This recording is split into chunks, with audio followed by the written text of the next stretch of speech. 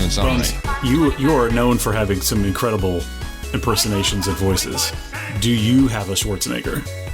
I would say I have like 60% of a Schwarzenegger. Okay. Yeah. All right.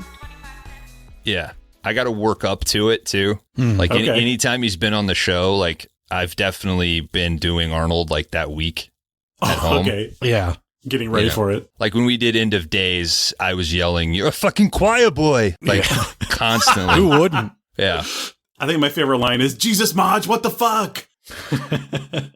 I will say, I think Nick Nolte is the most accurate of all of your impressions. Like It's scary. if you have seen him in The Mandalorian, like sounds fucking exactly like him. But wait, I would argue with you that maybe it's also Jesse Ventura. Yeah, that would Because be number Bones' 2 for Ventura me. is wild. It's wild. And I've seen people do good ones. I've heard plenty of good Venturas, Yeah. but Bones might be my favorite. Well, thank you. Yeah. I think I have like the Dana Carvey approach to Ventura, where like my keyword is documents. Like That's your way in. that is the way in. I used to call my mom and leave voicemails. Like if she didn't answer, I would just say, "I'm here investigating the documents you sent. Thank you for the document." And in reference to like a birthday card that she sent. Holy shit. Let's get into it. Hello, everyone, and welcome to Dead Formats, a movie podcast searching for a way to tap into the hidden powers that all movies have. I'm your host, Chris. In this episode, we're going to be discussing the trial of the Incredible Hulk from 1989. Today, I'm joined by 2 very special guests, both wanted for murders they didn't commit. Bones, DK, welcome. How are you doing this evening? Well, you said Bones first, so I thought, well, he's going to... So Bones will respond first because his name was given first. But alas, DK here, doing great. Been looking forward to this legitimately for a while. Had a rough couple weeks at work, and this has been like my fun thing to focus on. Hell yeah. And I'm truly very excited to be here. So, and with my buddy Bones, it could not be better. Yeah, man, this feels right. This feels right. I got a brother out in the world. DK, if he says my name first and then you talk first, it's kind of the Towering Inferno. Paul Newman, who was the other one in that? Not Charlton Heston. It's not Heston? He's an earthquake. We can't start like this. It's not McQueen, right? Because I don't know. But you know what I'm talking about? Like they came to the compromise that one was first, but it was lower. Sure. Okay. Yeah. Steve McQueen. It was Steve McQueen. Okay. I got to tell you, man, Thunder in Paradise was a 5-day rentals box set. And that was that was member berries. That was nostalgia bomb. Mm-hmm. I did not watch a ton of The Incredible Hulk, but when this baby started, Yeah. and it had that CBS ooze of like a Murder, She Wrote, I thought I was 5 years old again, man. It was... for a TV movie to be on par, honestly, like in filmmaking, story, character of what 8 episodes of a Netflix series with 10 times the budget can't seem to do anymore. Yeah. For sure. It's Bones, good. was this your first time seeing this movie? Yes. Yeah. Okay. So much so that when a certain character was like starting to be revealed, it didn't immediately click. Wow. Yeah. Okay. That's incredible. Awesome. Wow. Well, we will get into all that in due time. But for those that don't know, Bones is 1/3 of the 5-Day Rentals podcast. DK is 1/2 of Nerds, Geeks, in the Kitchen Sink. They've both been on this show recently, so I'm not going to make them explain what their shows are about. But if you really want to know, just go listen to our episode on Phantasm Revision, or just go listen to one of their shows. Actually, probably do that, because they are both better than this show. Stop it. Stop it. And no way. Yeah, as we've been alluding to, our Dead Format this week is a made-for-TV movie again. It's also a little bit more than that. It's also a sequel/continuation to a TV show. It's a New World Pictures production. It's a non-Disney Marvel movie. So this trial of the Incredible Hulk is a Dead Format in more ways than one. And it's a backdoor pilot to a thing that did not go. It is. Indeed, it is. And before we talk about it, I kind of want to talk a little bit about our respective histories with comic books, Marvel movies, the TV show, as Bones was just talking about, and the Hulk character in general. So first off, are you guys big comic book fans? I feel like that's kind of a self-evident question to ask DK based on the nature of his show. But, what are your feelings generally on comic books? Are you big MCU guys? Well, okay. DK here again. Hi. I have such a soft spot for this comic book stuff. Obviously, in my podcast, we cover comic books quite a lot. I like the Marvel stuff. I am not trying to force it on anyone. I see the flaws. I hear all the complaints and I understand. I'm a person who really wants to enjoy these adaptations of things that I loved as a kid. I was a huge Marvel Comics fan as a kid, and DC. I love them both, and Image Comics and Dark Horse, and goddammit, I love comic books. I still go to the comic shop weekly if I can. My pull list is getting longer and longer. It's a problem. So yeah, big time comics person here. I have no trouble turning on the worst of the worst or the best of the best when it comes to these comics movies, for sure. How about you, Bones? Lifelong Batman fan.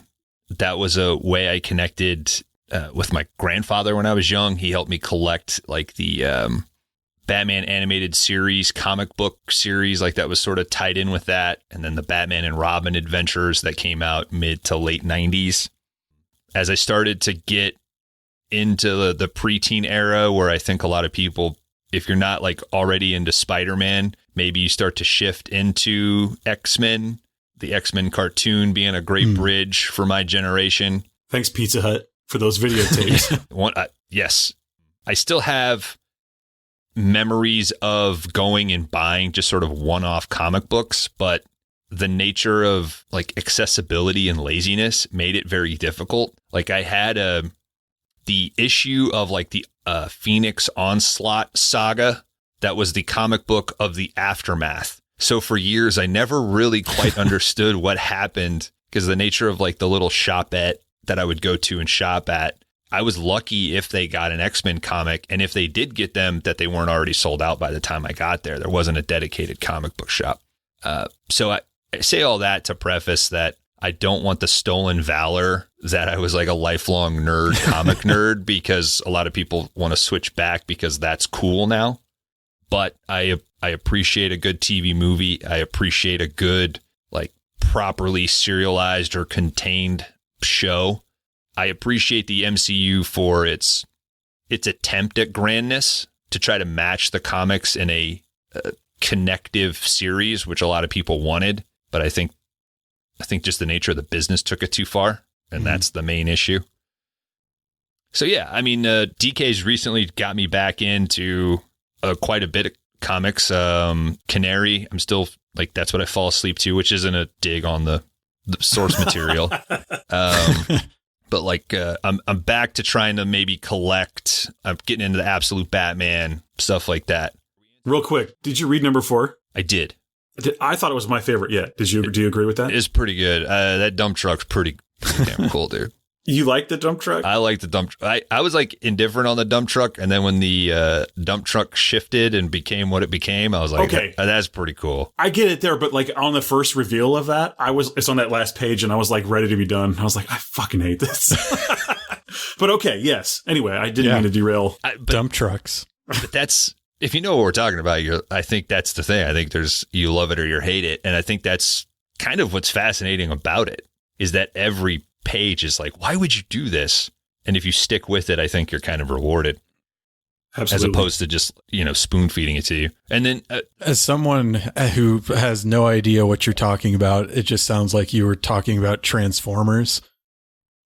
A dump truck that changes is all that registered with me. Batman and Bumblebee together, finally. I would say my relationship with comics is probably closer to Bones in that it was something that I was very into as a kid, but also like we didn't have money to go buy them. So like I would also like have the issue of Web of Spider-Man where he first gets his black suit. And then the next one I have would be like an Amazing Spider-Man from 15 years afterwards. Like, where's the cool suit? Yeah, I just never, there was no continuity to anything that I read as a child, but I was like pretty into them in my early 20s when I actually had money to go get them. I'm not really anymore, and I don't mean that in like the shitty way of like, oh, I grew out of that. It's just like I found time for other things in my life, but there was a period of time where I would have considered myself a big comic book fan. Never been a fan of the MCU. We don't need another podcast of like saying those movies suck or whatever. No, like we sure don't.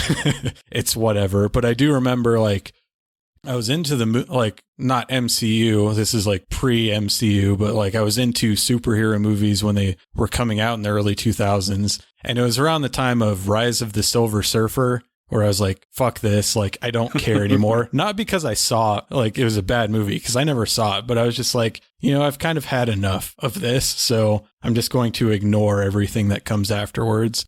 And, occasionally I would have a friend take me to something or like pay for a ticket. I would be like, I'm not going to like this. Like, why are you making me watch this? We all know how it's going to end up.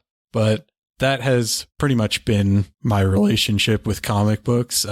As I mentioned to DK off air, I was a big Swamp Thing fan my whole life because for some reason I was like one of the 5 people that watched the animated series of Swamp Thing. Oh, hell yes. So that was my introduction to it. Continuing the tradition of weird things that maybe shouldn't be adapted to children's cartoons. Yeah. Tales from the Crypt, Beetlejuice. Yeah. What's another one? Toxic Avenger. What? Yep. All of those were my shit as a child. And even when I was like really into them, I never really read like the ongoing series, like your Amazing Spider-Mans, because just like it's kind of the problem you see in the movies now. If a story that goes on for so long, almost by necessity becomes very convoluted. And as we have seen in the comic books with like Crisis on Infinite Earths, you then start this multiverse stuff and then you decide, hey, it's too confusing. Let's go back to basics, collapse it into one timeline. And that has been kind of interesting for me to see, is just like these movies repeating the same mistakes that we've seen in comic books for decades. It's very true. It's very true.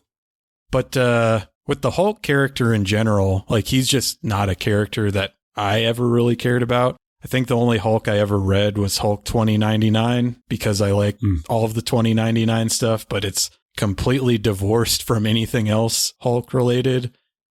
The bulk of my experience with the Hulk comes from the TV show. So were you guys like, would you consider yourself Hulk guys, like in general? Part of the problem is that there was the TV show, which I did watch as a kid whenever I could find it. I did enjoy it. There wasn't a lot of Hulk to go around in the 90s. There were some comics, and he's always seems like to be a side character, He doesn't get his own movie until... What year was the Eric Bana one? 2000? I want to say it was 2003. 3 or something, yeah. And even that, I don't know if that brought a lot of people to the Hulk.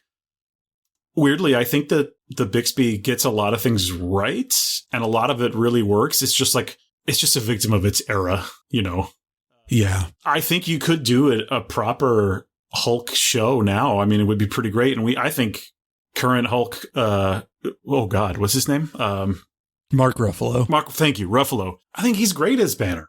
He's fine. I mean, I have no issue with him playing him. So just give him a show or something. Let's go. Come on, Tony. Sad Hulk with a taco. Oh, that's good stuff. Yeah. When you're a kid, I mean, this is my perception. When you're a kid, Hulk is cool because Hulk smash, Hulk invulnerable.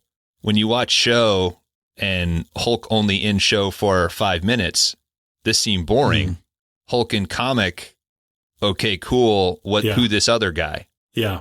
Well, at Hulk, it maybe is one of those where the concept of the Hulk is so perfect, it's so good. But yeah, when you try to put it into practice, maybe he should just be a side character. I don't know. I found some of the films and the shows to be compelling and good, but I get why maybe it's tough to make Hulk for kids. I don't know. Yeah, I could see that. Make it exciting all the time. You just can't. The tragedy element is what makes it cool. Like, as I've gotten older, I appreciate, the Thing was never my favorite of the Fantastic Four. As I start to get older, I realize, he has the toughest time. He's the most interesting one of them. Because it's a fucking curse.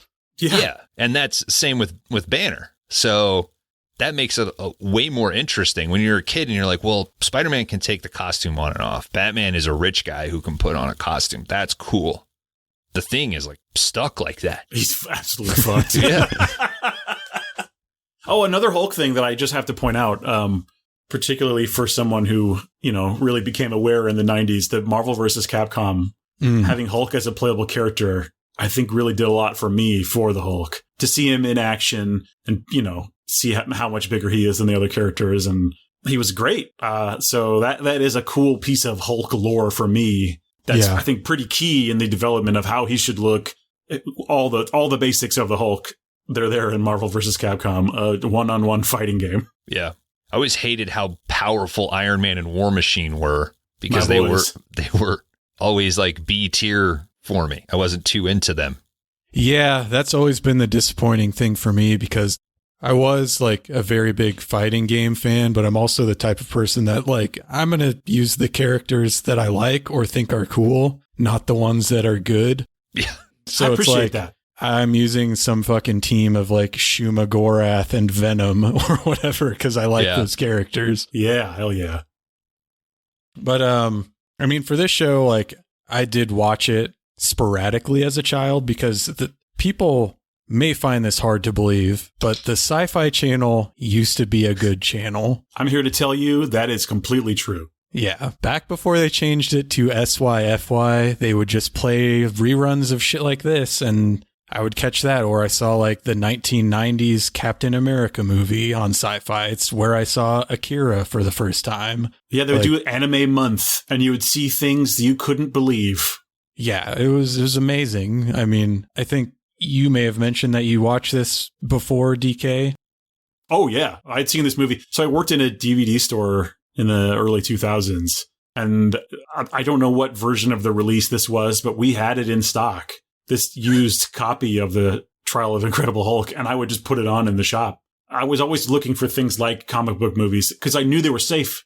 And that's, I think, really part of why I'm so fond of them or continue to be, because I knew they were safe. I could put them on. There's not going to be a lot of swearing. The violence will be whatever it is, but safe for TV anyway. So yeah, this is the thing I've seen like a bunch of times. You see much of the show? Have you seen much of the show before this? Yeah, I really don't have a sense for how complete my viewing of the show is. I'm sure there's a bunch I haven't seen probably, but I have seen many episodes of the show. It was something. Anytime it was on, I'm watching the Hulk for sure. It wasn't anything I ever sought out. I mean, I definitely remember those good old days. I'm just sitting here trying to remember, what was that time traveling show? Sliders? Sliders. John Rhys Sliders, yes. Isn't he in that? Yes. Yep. And my grandfather was like sci-fi and westerns. So it was either like whatever, I don't know if it was like a Hallmark Western channel or something at the time. It was either that or sci-fi. And usually I was like, push it over to Sci-Fi. Like, let's watch that instead. I'm almost positive I watched like an unedited version of Ninja Scroll on Sci-Fi one night. Hell yeah. But the show in general, no. I mean, I was familiar with like that his name was David in the show because of the implication of the name Bruce at the time. And which, okay, so I don't fucking get, there's two explanations. One is they just didn't like alliterative names like BB, even though the actor's name is actually Bill Bixby. So they thought that sounded too cartoony. The other is that like the name Bruce is gay, which I've heard like in other contexts, but I do not understand at all. So I don't understand why they're like, Bruce is gay, we got to name him David. I have heard that multiple times from multiple places that they just didn't like it because it was seemingly too gay. And I only mean this in a good way. I think this movie is super gay. I think this movie is so gay. And we'll talk about it. I'll point at some things out. But I mean, it's just like, I like to think of it as like kind of a fuck you to that exec. Like, let's make this so gay. I don't know if it was on purpose. Surely it's not. But there's just so many things. If you watch it with that lens, and I did watch it 3 times. And the last time I watched it, I was like, let's just put that lens on. I know I had some crazy theories about Phantasm that I want to apologize for. I was in a state. Okay. But I really think you can watch this as a very gay movie in a way that I really like. Yeah. Sorry. I know we kind of cut you off with the gay talk, Bones. Sorry about that. Oh, no. I think it's unfortunate, quite honestly, because I think to give in to something gives more power to being gay as a bad thing, if that makes sense. Like, it's unfortunate. And I know that was the thought at the time. Well, it's not okay to be gay. And that's the bummer. And I would hope that people could watch this, particularly this movie, and be like, well, the takeaway is that you might be afraid of the monster, but if it's not a monster, you should learn how to adapt into it. I'm really trying to like be soft about it because I get you. I try to be a bleeding heart progressive part of the woke mob, but it's just a delicate topic, particularly when you shouldn't even be on podcasts. Right. I mean, I actually like him having a different name, so it's not just like, oh, this is Bruce Banner Earth 425 and this is Bruce Banner 616. This one takes place in its own universe, 400005. I know Kron is probably very concerned about which continuity this takes place in, but as I said, like, not really being a fan of him in the comic books, when I think of the Hulk, I think of David Banner. I don't think of Bruce Banner because I only saw the Eric Bana and Edward Norton ones for the first time in preparation for this. I had never seen them before. So, okay. And I rewatched Daredevil, which still sucks. The movie. You mean the movie? The Ben Affleck. I haven't seen it since it was in theaters. Still not good. The Daredevil movie was the first time when I went to see one of those comic book movies in the theater, and I went, uh-oh. I don't think I like this very much. What's going on? Am I okay? Why wasn't this good?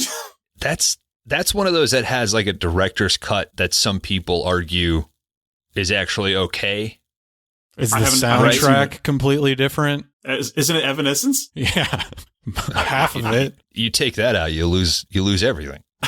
I will never forget sitting in the theater watching that movie, and when that Wake Me Up Inside song, like the piano intro comes in, yes, my friend, we were probably like 2003, so I was, 14. My friend turns to me and says, "This song is about to get really good." I will never forget that. I saw her perform that song. I went to go see Muse like 2 years ago, and I was indifferent about going because Evanescence opened. And I thought, you know what? Wow. I think I can time it and I'll get there in the gap. I'll just call my Uber at a certain time. And then it became like, I think Dan even said, well, go 5 minutes earlier because she's going to close with that. All right. And I got to tell you, lady got pipes. I was like, all right, this is legitimately a good song. I bet there was a huge reaction in the crowd. Incredible. Oh, God. I bet she tore that place down. When she came back out and stood behind the monitor, like she wasn't like on the side of the stage. She came out with people and was kind of in the pit by the soundboard and stuff right before Muse. So when she came out, people gave like another round of applause and shit. It was kind of cool. Respect. Oh yeah. I worked at a movie theater when Elektra came out. Also, which saw I watched that in for theaters. the first time. I watched it for the first time like 2 months ago. And maybe this is why I was so tired of superhero movies, is because I saw Daredevil and Elektra in theaters. That's enough to put a bad taste in your mouth.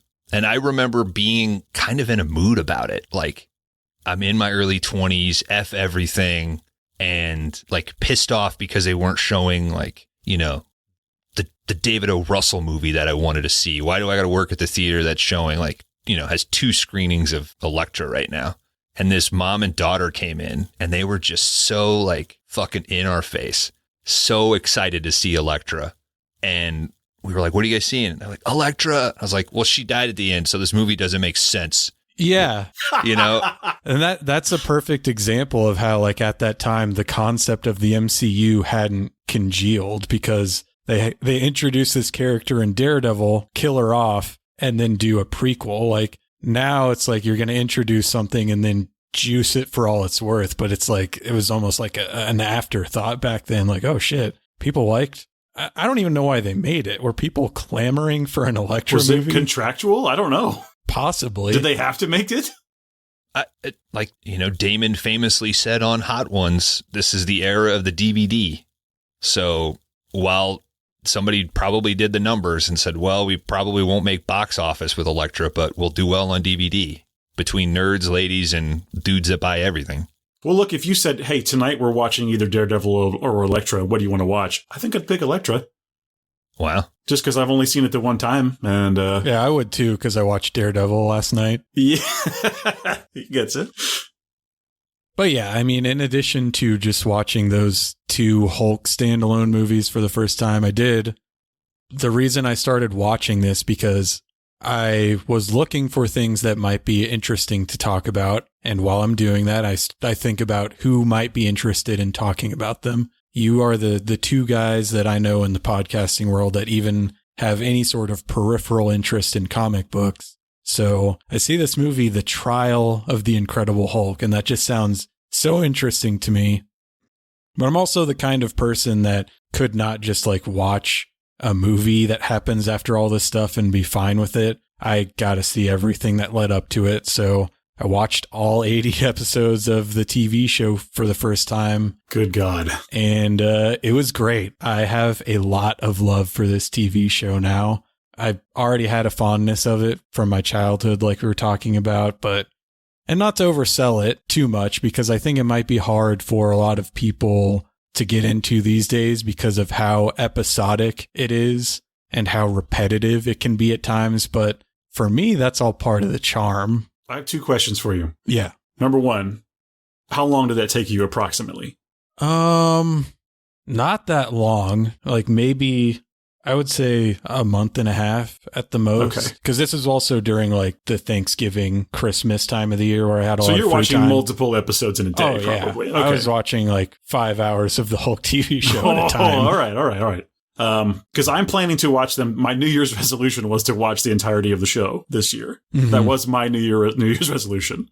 But my second question is, do you think the show is so good simply because Bill Bixby kicks ass? Yes, that was my main takeaway. Him and Lou Ferrigno. Well, no, yeah, not to discount Ferrigno at all. But I mean, just plain and simple, if you look at the math, Bixby is the one. He's the one on the screen. Yeah. He's the one carrying the emotional weight of all the stuff. Much like Roddy McDowall, I am so disappointed that they became known for just one role, because I think they're both great actors, but they got pigeonholed in Bill Bixby had done The Courtship of Eddie's Father before this, and he had other TV shows, but once he became the Hulk, that's it. You really can't find any starring roles for him, and it's the same with Roddy McDowall in Planet of the Apes. And I think it's a shame because they're both good actors, but at the same time, it's that's more than any actor could realistically hope for. It's just having a character that endures through the decades. So, yeah, and tragically, Bixby didn't live too much longer. Yeah, he had a very hard life, unfortunately. Yep. Well, this is probably a good place to put this. I watched a very sad, basically a couple clips on YouTube of him talking about his terrible cancer and how bad it was and all this stuff. And he looks terrible, and it's just awful. And they tell you what happened. And he's already passed away. Terrible, terrible, terrible. I mean, just the worst, right? Makes you feel terrible. And then it auto-played Mr. Rogers visits the set of The Incredible Hulk. Have you seen it? I have. Oh my God. It's the only thing that could have made me feel better. Kind of want to look this up right now. I will. You have to. It's just wonderful. And putting Fred Rogers with Bill Bixby, and it kind of cemented something for me, is that Bixby's energy, I don't want to say matches Fred Rogers, but they have this thing where there seems they're like a kinship. Bixby has a young child, and he understands the make-believe talk, and he understands how you need to talk to children, and he deeply cares about the Fred Rogers thing and the people who watch the show, and it's wonderful. So I would recommend it. I think it's 15 minutes, 20 minutes long, and it's just yanked out of the Mr. Rogers TV show. But if anyone hasn't seen that, I would recommend check it out. Does he talk to Lou at all? Yes, he does, and it's also great. It just warms you up. the whole concept of it is basically like, hey, we're showing Bill and Lou next to each other so kids know not to be afraid of the Hulk. And what do you do when you get angry? You don't flip cars over, do you, Lou Ferrigno? You know what his answer is? He goes to the gym. Surprise. You bet your ass he does. But yeah, I mean, I think Bill Bixby is a tremendous dramatic actor when he gets the time to do that in the TV shows. And he does. Yeah. He gets the time. What's interesting to me, though, is that he did start off in like kind of a sitcom. I would say his weakness is that he is just not funny at all. And I don't mean that as like, you know, like it's not like he tells jokes and they fall flat or anything. It's just like, you know, those people in life where like they're really good guys, but they're just not really funny. I can't believe I'm witnessing this brutal takedown of Bill Bixby right now. This is awful. I'm sorry. Because there is a thing in one of the movies, Bride of the Incredible Hulk, where, and this is just like him and his wife, their playful thing is to do like a racist Chinese accent to each other. And I think part of it is that it just hasn't aged well, but I'm also just like, this just like isn't funny. It's super weird. It's weird how that there's no pattern to the typecasting on that. Like, for one, you used to be able to say, well, he was just so good as David Banner. It was hard for audiences to see him in other things. You know, Adam West probably had that issue. Some of the James Bond actors had that issue. You know, Connery was kind of able to kind of separate himself. Roger Moore, unfortunately, no way. No. And then even now you've got like Robert Downey Jr. is Tony Stark, but he's established and can go out and work with Nolan and get an Oscar. Chris Evans is Captain America to audiences, but can't seem to get his teeth into something else. So it's like you can't necessarily blame the actor. Well, he's a Human Torch. Come on now. I forgot. It worked on me in Deadpool and Wolverine. It wasn't yeah, it did. So good. I was like, that's right. Because I had forgotten. So did everyone else. That's what they were counting on. You know, I don't know. They should have had Hannibal King in the background. You know, I don't disagree with you. Let's go. Yeah, I mean, I haven't seen that, so I only vaguely know what you're talking about. Okay. There's a dump truck. I can kind of recommend Deadpool and Wolverine if you've even seen any X-Men movies at all. I've seen the 3 Fox X-Men movies. That's like almost enough for you to enjoy Days Deadpool. of Future Past, I think, was the other one that I was drugged to, which I remember thinking was okay. Yeah, you're qualified for the Deadpool 3 program, and I think you'll have fun. It's a comedy. I mean, you know, whatever. It's dumb. It's dumb as hell. I'm not recommending you go run out and watch it right now, but if it presents itself, I think you probably have a laugh. Okay. I kind of wanted to come somewhat prepared. I didn't want to like overstep what you wanted to discuss, but you brought this up in your viewing of it that like maybe it's hard for people to get into because of how episodic it is. Yeah. And I really miss that. I'm all for when a series sets out, like I love the Reacher series on Prime because I like the books and I respect that like a novel, if you really want to work it out, 6 to 8 episodes makes sense. That works. I thought another like network show that did that really well was like the first few seasons of Hannibal. Like it was a good mix of episodic, but a continuing sort of narrative.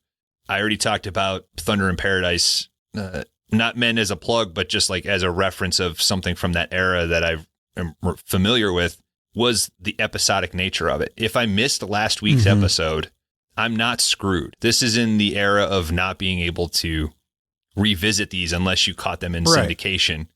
And that also prompted me to talk about like the nature of the TV movie and what such a gamble that must have been in an era where people couldn't record it and they may never see it. Like all of this effort put into like a weekly TV movie to build up a star that you want to keep happy on your soap opera.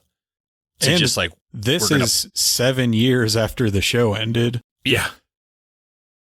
So it's interesting, but I think when we hear episodic now, we tend to like think of it as like this is completely siloed.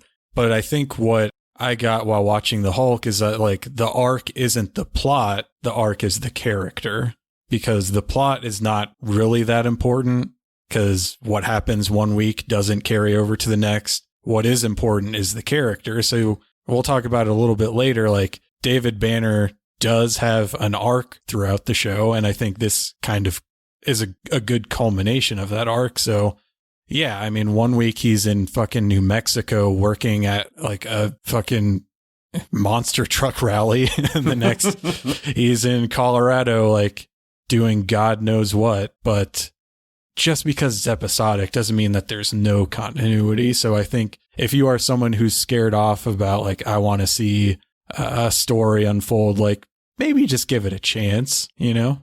Yeah. And that's not to say like episodic stuff doesn't exist anymore. I mean, that's your highest rated shit on CBS every night, like whatever NCIS or CSI or FBI, right? Like I think because their market still is people that are sitting in front of a TV at 8:00 at night. Yep. I think you're totally right. Yeah.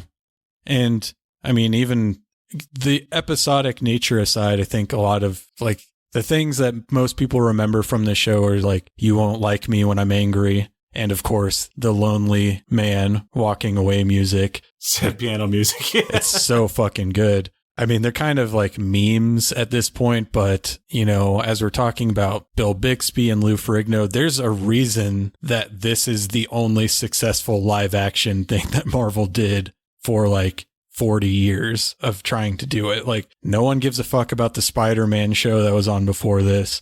No one could even tell you anything about it, but even people that have never seen this show might understand, like, you won't like me when I'm angry, or that piano music. So it does have like a little bit of enduring cultural value. And I think that's because it actually is just really fucking good for the time.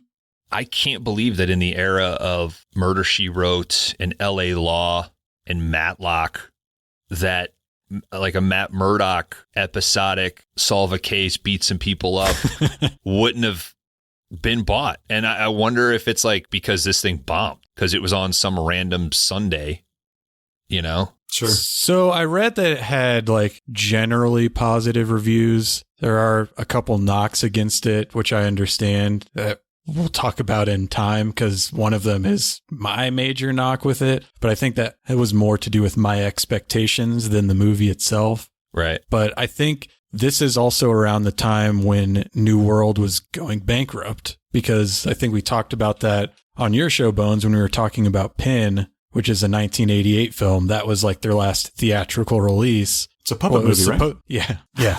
It was supposed to be a theatrical release, but New World was going bankrupt. And I think that's probably a huge reason why this backdoor pilot and the one previous to this, which was also a backdoor pilot, didn't get picked up, is because this is shortly before New World loses the rights to Marvel properties.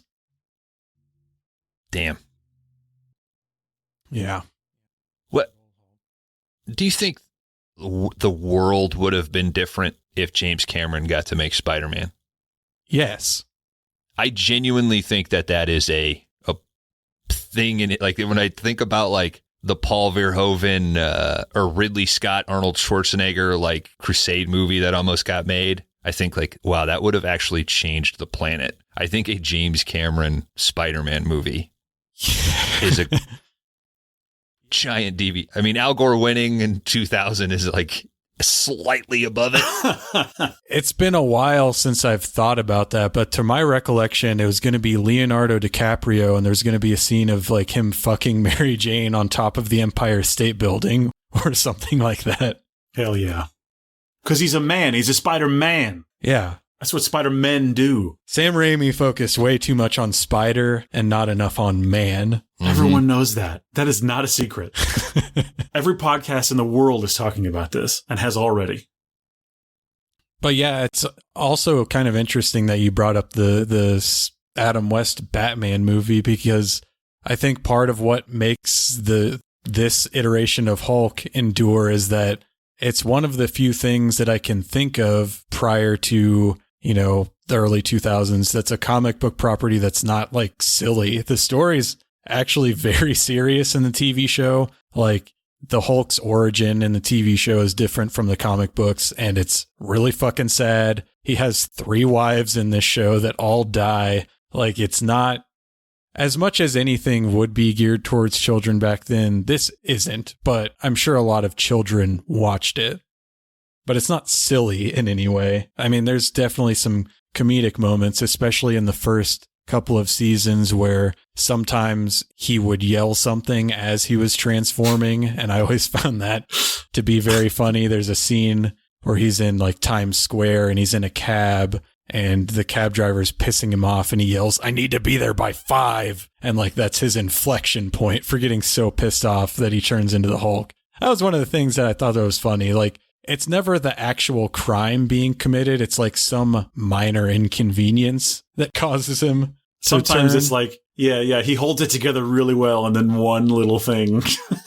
Yeah, like there's another one. I mean, even in the opening to every episode, like the first time he turns into the Hulk is because he's changing his tire and his grip slips. I watched that one the other day. And I laughed so hard when I realized the first time he ever turns into the Hulk is because he needs to change a tire. But yeah, it's amazing. That's amazing. Life, though, right? Yeah. Yes. Right? I mean, I was talking about this the other day. Like, for the most part, I feel like I'm pretty good in a crisis. I can I zen out and I can get you through something. But goddamn, if I like the forks are upside down in the dishwasher.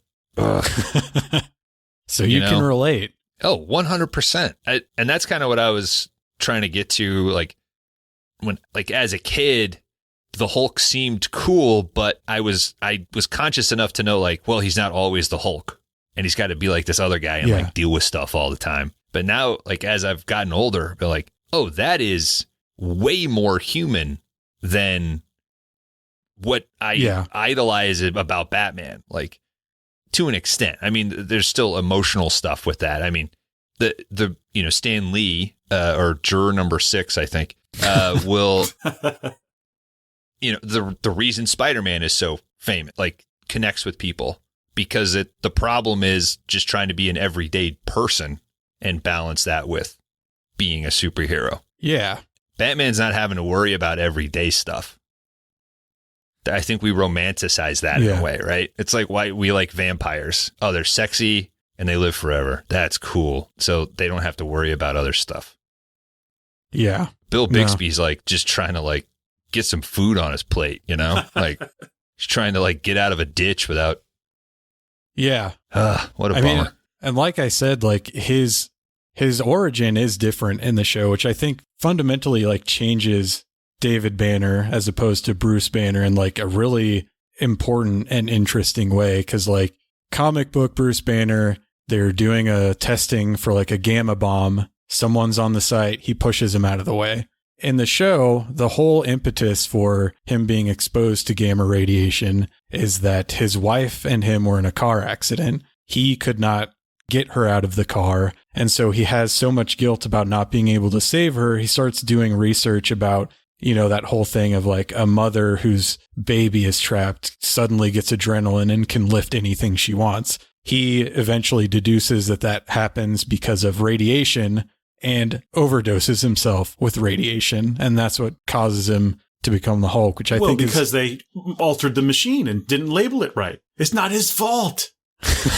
It's not his fault. That whole first episode is like weirdly, it is way more, I don't know, I guess Bones said human. There's so much more emotion and he's so compelling. And the way he's just like as a person, like he's really nailing the emotional beats of all of it. Mm-hmm. It's really, really good. And the way they cut like him, I have some trauma in my past and it kind of is like that. Like you see flashes of things or you just start like, he'll hear the wrong thing and just go, like, that's how it is. And that movie, that first pilot does a really good job of that. Like it sells it to me anyway.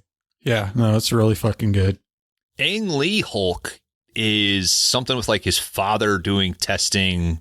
Yeah. It was in him the whole time, right? Yeah, something like that. Yeah, okay. It's super weird. I'm trying to avoid calling out who played his father in that movie. So we can. Why? Nah, maybe later. You don't know him, do you? I'll call him. We got to stop down anyway. I'm like terrified that there's a buzz through this whole hour anyway. No, it's fine. Right. That's me. But yeah, the Eric Bana one is super different. And then I feel like the Edward Norton one was kind of a course correction in a way. Like they overtly reference the TV show a lot, which I definitely keyed in on having just watched it. But there's like several very overt references. The thing that they change about him, which is a bad choice for the character, is that it's not anger, it's his heart rate. So he can't even have sex or jog. It's like, that's just like completely ruining the character, in my opinion. I thought you were going to say have sex or jerk off. He can't do that either. He can't do anything. Slow stroking. So just very quickly to touch on that movie, I have a friend who in high school, we sort of became very into movies, and he graduated, went to Hollywood, and his first job in Hollywood was visual effects for that Hulk movie. Wow. And I was so fucking jealous, but also so hyped. I was so hyped for him. We all got to go see his name in the credits, and it was amazing. So I have a fondness for that movie. I've seen it so many times. Not that it's incredible. Yeah. But again, I have a fondness. I mean, I thought it was okay. My opinion of both of those movies probably would have been higher if I hadn't just watched all of this, because it's no secret that I strongly prefer this over anything else Hulk. Sure. That sequence leading up to the Tim Roth chest kick is pretty good. Agree. So, spoiler for the movie after Trial of the Incredible Hulk is the death of the Incredible Hulk. This is one of those very overt references in the Norton one that you wouldn't pick up on if you hadn't seen it, is that he dies from jumping out of a helicopter. And in the Norton one, he's like, I'm going to jump out of this helicopter. Hopefully I turn into the Hulk. And it just very much felt like a way of like, oh, this ain't your daddy's Hulk. Like he can jump out of helicopters. And they just assume that the audience has seen the death of the Incredible Hulk in the final TV movie. They're all going to get this. Yeah. Wild. But let's finally start talking about the movie itself instead of just glazing Bill Bixby for another hour. Trial of the Incredible Hulk. It is either the second or fourth or fifth Hulk movie, depending on how you look at it, because of the way some of those TV episodes were originally aired as movies and then shown as two like separate episodes when they were shown in syndication. But it is the second movie released after the series ended in 1982. The first being The Incredible Hulk Returns.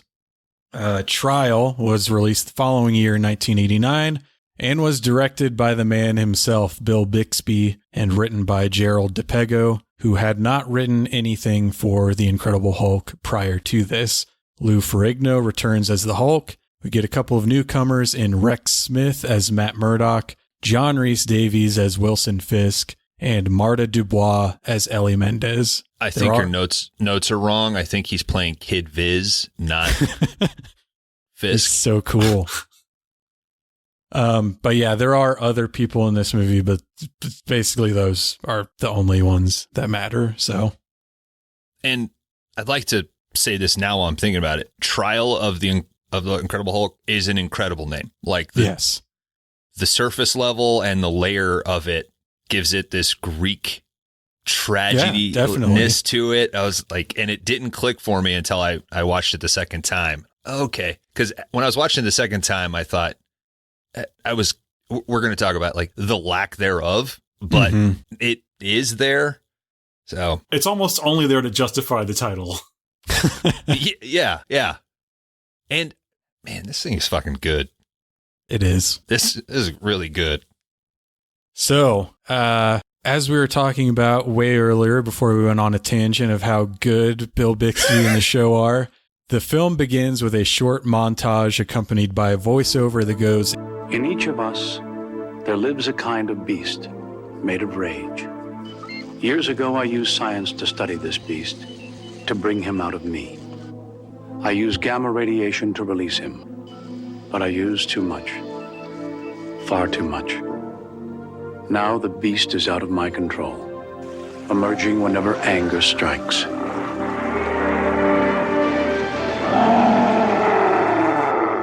My name is David Banner.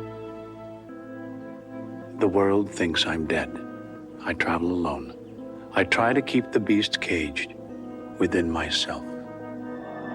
Just to immediately go on a tangent about the rest of the show. Thank you.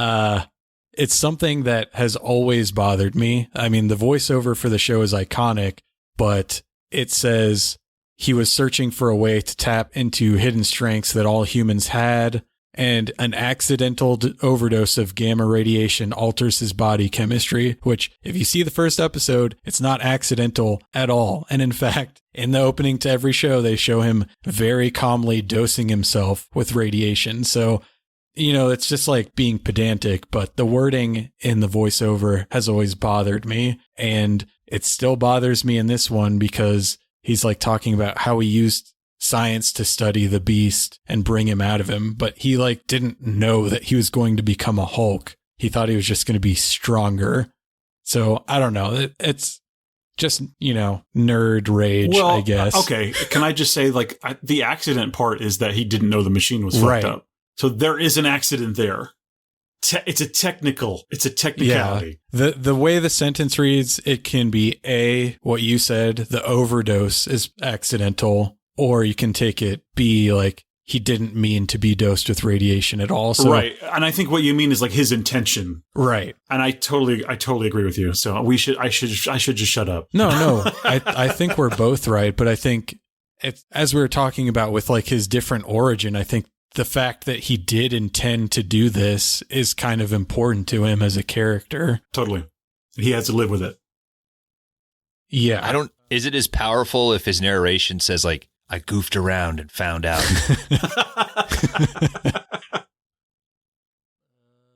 Okay. One more tangent. I'm so sorry. At the very beginning here. So the first time I watched it was with my wife, and so in that intro montage, you see him looking at the coffin, right, at his own funeral, which is insane. But then it cuts to like the men working in the ditch, and he's in there digging, and that immediately confused my wife. She thought that was a continuation of the funeral scene. So she's like, "Why are these guys digging at the graveyard? Like, what? It's just in a field. What's going on?" Like, she immediately was out of place, couldn't follow it. It made me laugh pretty hard. Yeah, I guess another thing to point out, to talk about the show yet again, is that a huge thing of the show is that people think that the Hulk killed people. But that's not true. And the whole time he's being followed by an investigative reporter named Jack McGee. It's a huge part of the show. This is the first thing that Jack McGee has not been in. He's in the previous movie. Yeah, he's in the previous movie. The actor is Jack Colvin. He had cancer, I believe, so he is not in this movie. Sort of a contentious part of the show for me. Like, I feel like when they use him, it is very good. But oftentimes he shows up within the last 3 minutes of the episode. Like, I've heard there's the Hulk's here, and it's just kind of like completely pointless. You guys seen any Hulks running through here? Yeah, I think, unfortunately, this would have been a great movie for him to be in and really like have a media role, since it's like all about a criminal syndicate. The investigation and everything. Yeah. Absolutely right. So, yeah, as DK said, we see David working on a farm. I don't know why he's digging a ditch, but he's doing it. I will say that opening shot of that cold, bleak, like cut down cropland is more bleak than any Lars Van Trier like effort. I don't know. It's not lazy. It's just very simple and effective. It's also what's literally it looks like for me right now. Yeah, on my way to and from work, I'm going past these fields that have snow patches still. It looks just like that. Yeah. I'm living the Hulk, dude. So yeah, they're digging a ditch. One of the other farmhands starts messing with David. David's about to just straight up murder this dude with a shovel, but he decides against it. He speaks with the owner of the farm to get his pay before leaving, and she's disappointed to see him go. She's kind of into him, right? Yeah. Well, yeah. So there are a lot of, like, this first 5 minutes is almost like a distillation of what the show is. And part of what I realized about like when I was watching the show is like the true tragedy of his life is that everyone wants to be his friend. Every woman wants to fuck him, but he's just got this monster inside him. So he has to leave. That dog. Wait, so another thing about this scene drove me crazy. This scene could never happen at my house because she's standing there with that door open. The cat is gonna get out. You can't stand there with the door open like that. She's trying to heat all of British Columbia. What's going on here? Oh my God, it's not realistic at all. But she says to him, a man like you could have a future at a place like this. If there's trouble, you can tell somebody. Somebody might understand. You can't just keep moving on. You got to stop somewhere. David says he's going to the city, slings his backpack over his shoulder, and we get that famous Lonely Man theme. Beautiful. Haunting. We see David walking into Vancouver. I don't think they ever name the city in the movie, but they want you to think it's New York. Yeah. When there's no way it could ever be New York. Hell's Kitchen, eh? There's the thing way later in the movie where they name where those crime bosses come from.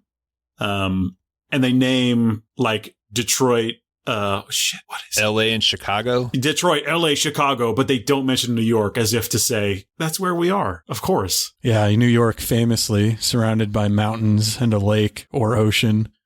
Oh, yeah. He strolls into what appears to be the rougher side of town, and he rents a room at a rundown hotel. David steps outside and looks at a tall building across the street. The hotel owner says that before the building across the street went up, he used to get the sun all morning, and he could see the mountains from the roof. Now all he's got in his face is some rich man's Tinker toy. David does not engage at all and walks away. Dude just wants to talk about Tinker toys. Yeah.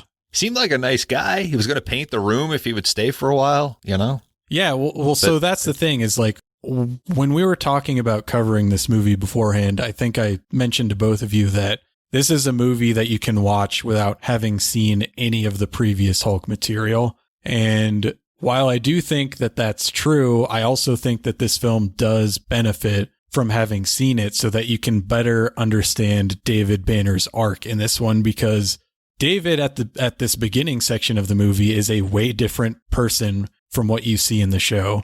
And even in the movie that's right before this, he's genuinely just like a really nice guy that wants to help people, but he can never get close to anyone because he knows that eventually something's going to happen. He's going to turn into the Hulk and he's going to have to leave town.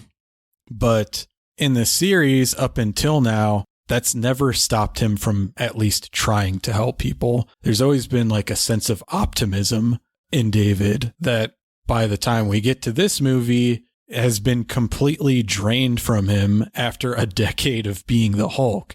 We see it, you know, at the very beginning, the first sign of trouble, he just leaves the farm. This hotel manager thing is basically the setup for every episode of the show. David strolls into town, inserts himself into other people's problems.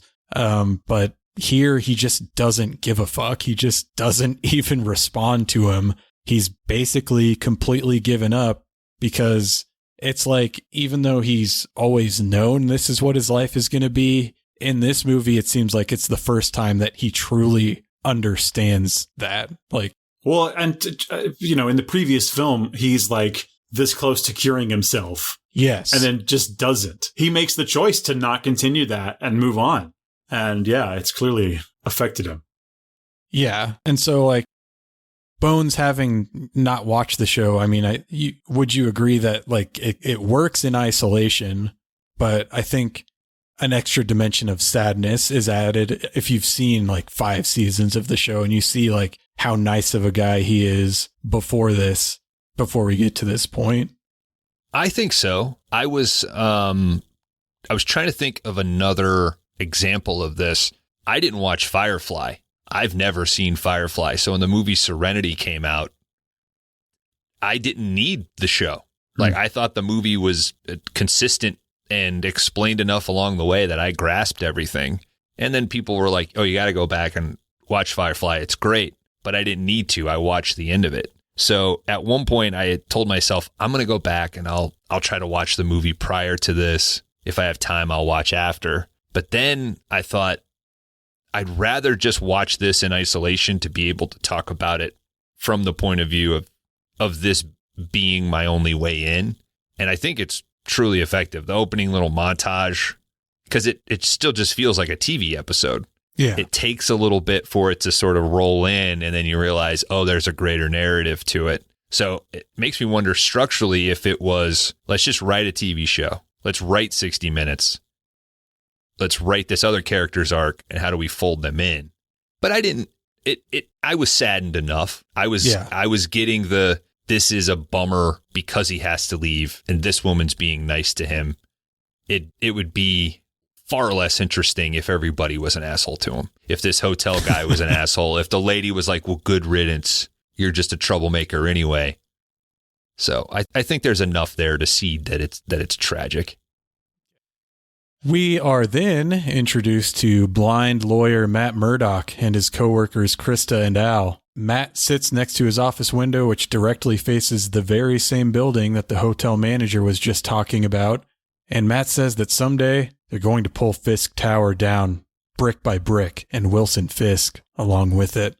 So there's probably no reason to be coy about this. Like, if you know anything about Marvel comic books, like, this is Kingpin and Daredevil.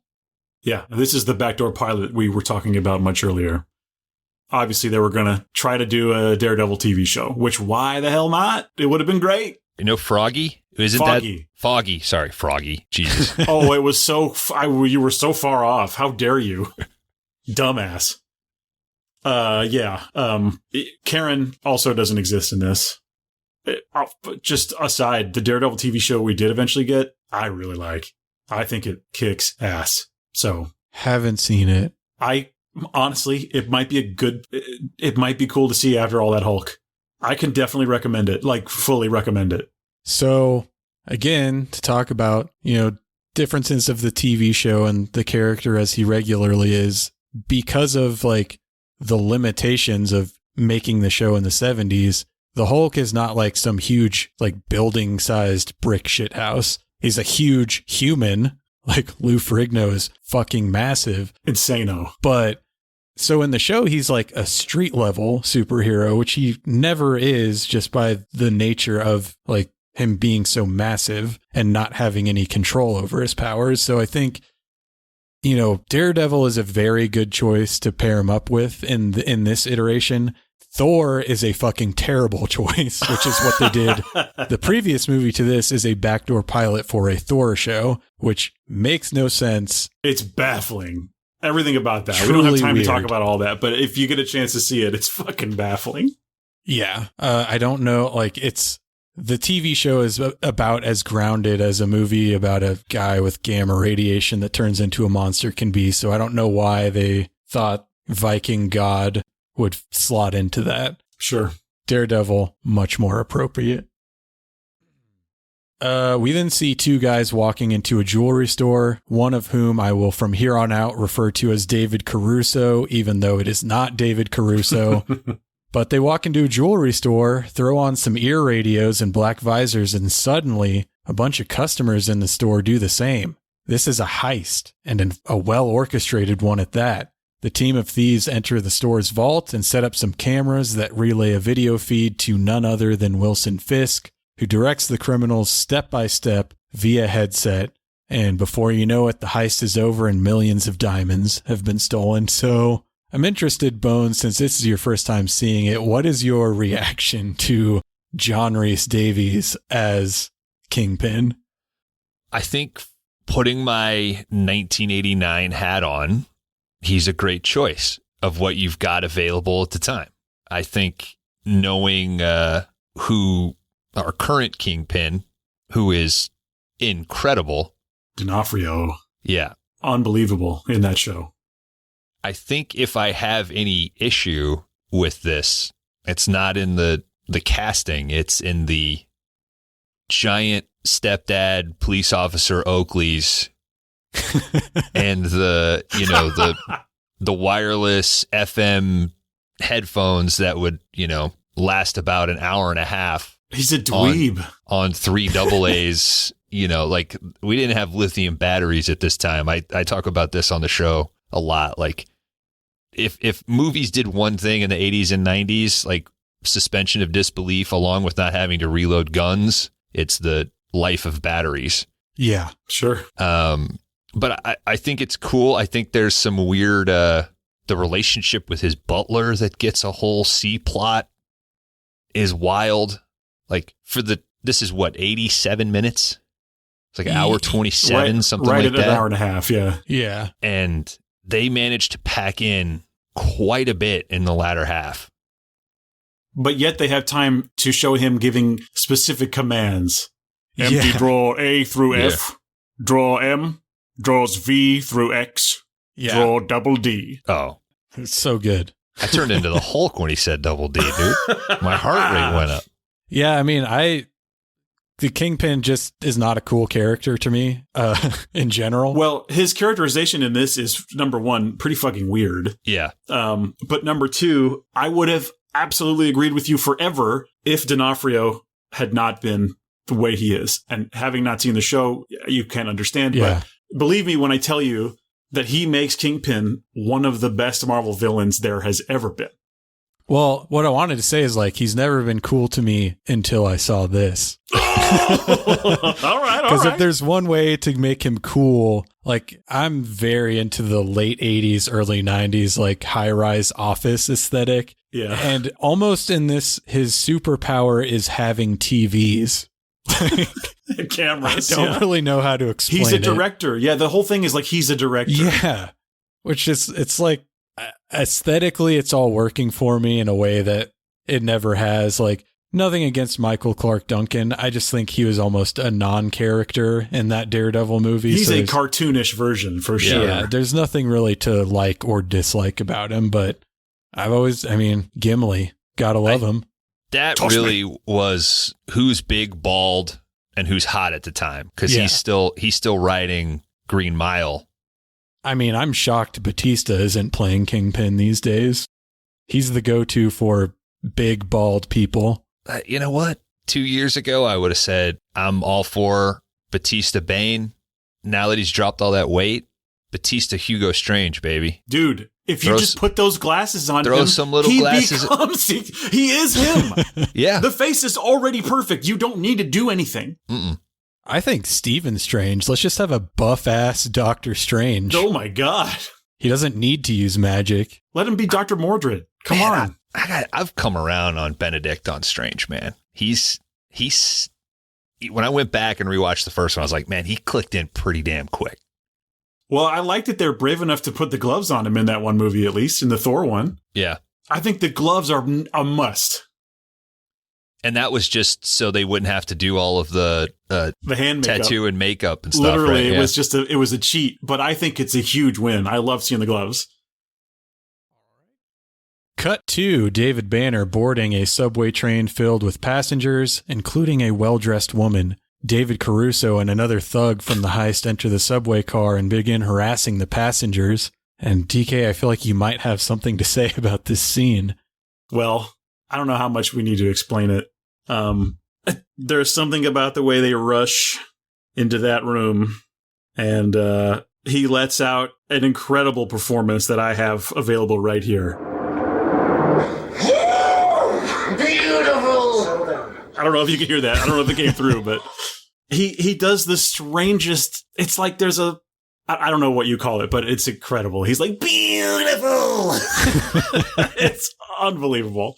I want that to be my text tone. He feels like a Death Wish 3 villain. 1,000%. Yes. Yeah. He's pissed that the Giggler is dead. It's not just the red hair and the general look, but it's just like, to me, he's like, this is David Caruso's character in King of New York. Just like this weird loudmouth shithead. Yeah. Man, I hope that lady paid for double fare. Like, that hair is... that's a whole other person. It was a different time. It's a transitionary period. It's 89. We haven't really landed on what fashion is in this decade going forward. So we still got, some people clinging to that 80s big hair. It was a weird time. Including the Hulk? Yeah. Yeah. I mean, 89, I'm thinking Vicky Vale, right? I mean, that informed literally quite a Batman, bit. Yeah. Yeah. Those sweater dresses, those big glasses. I'm still riding that. Yeah. I'm just nodding and wiggling my eyebrows. Sorry. No, you're fine. I couldn't see you wiggling behind your big Kingpin glasses. Sorry. You didn't tell me you guys were wearing those. Should I take them off? That's fine. All right. The well-dressed woman asks David Banner to sit next to her and pretend that they're together, but David ignores her. David Caruso sits next to her and starts harassing her. David Banner wants to interfere so bad, but he's resisting. He's about to walk away, but he can't. Unable to stay silent, he finally speaks up and tells the two thugs to leave the woman alone. He remains calm, trying to reason with them, but one of the thugs shoves him, and he goes soaring to the opposite side of the subway car. His pulse quickens, his eyes turn green. A low growl escapes as his muscles expand, his skin turns green, his clothes rip apart. Guys, he's transformed into the Hulk, and we get our first real glimpse of Lou Ferrigno in this movie. And one of the last. Yeah. Whoops. What do we get? 3? Maybe. 3 scenes? 3, maybe 4. Yeah. And so I would say the movie before this one, Return of the Incredible Hulk, I think is what the title of that one is. It is fucking insane. Like, watching the TV series, obviously Lou Ferrigno's always been a gigantic human being, 6'5", competed, alongside some of the greats in bodybuilding. Whatever happened with steroid technology in between the TV show and the movies, I don't know, but he looks fucking insane. Like, the striations in all of his muscles, he is actually scary as the Hulk in these movies. Yep. Can I ask about the beard? I'm very pro. I think the beard should have stayed the whole time. Are you saying why doesn't the Hulk have a beard when he transforms? Oh. Yeah, I did have that question myself. Forget about that. Hulk with a beard, I think.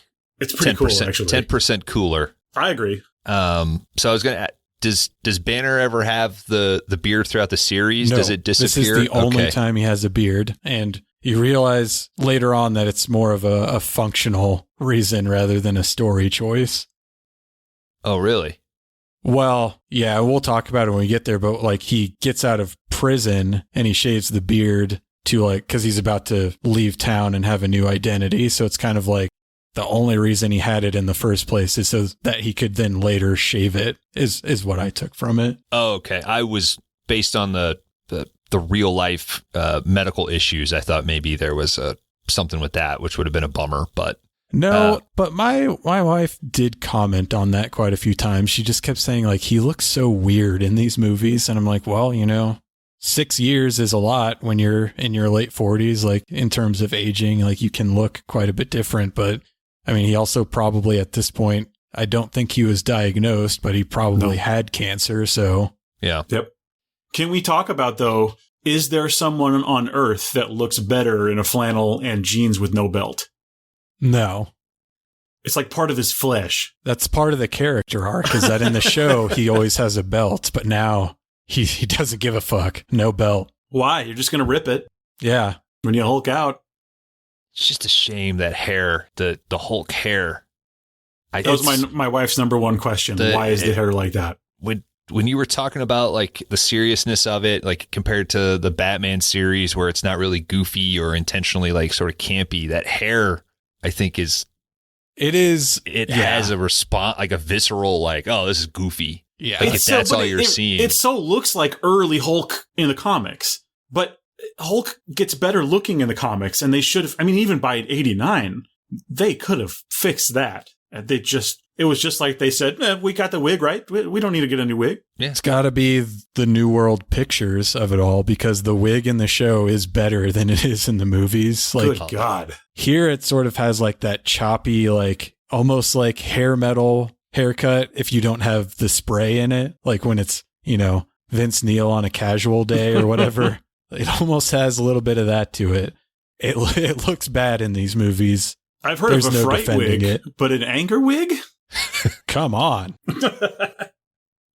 I want to, if you didn't look this up already, I want to see when the last time Ferrigno maybe competed and won in Mr. Olympia.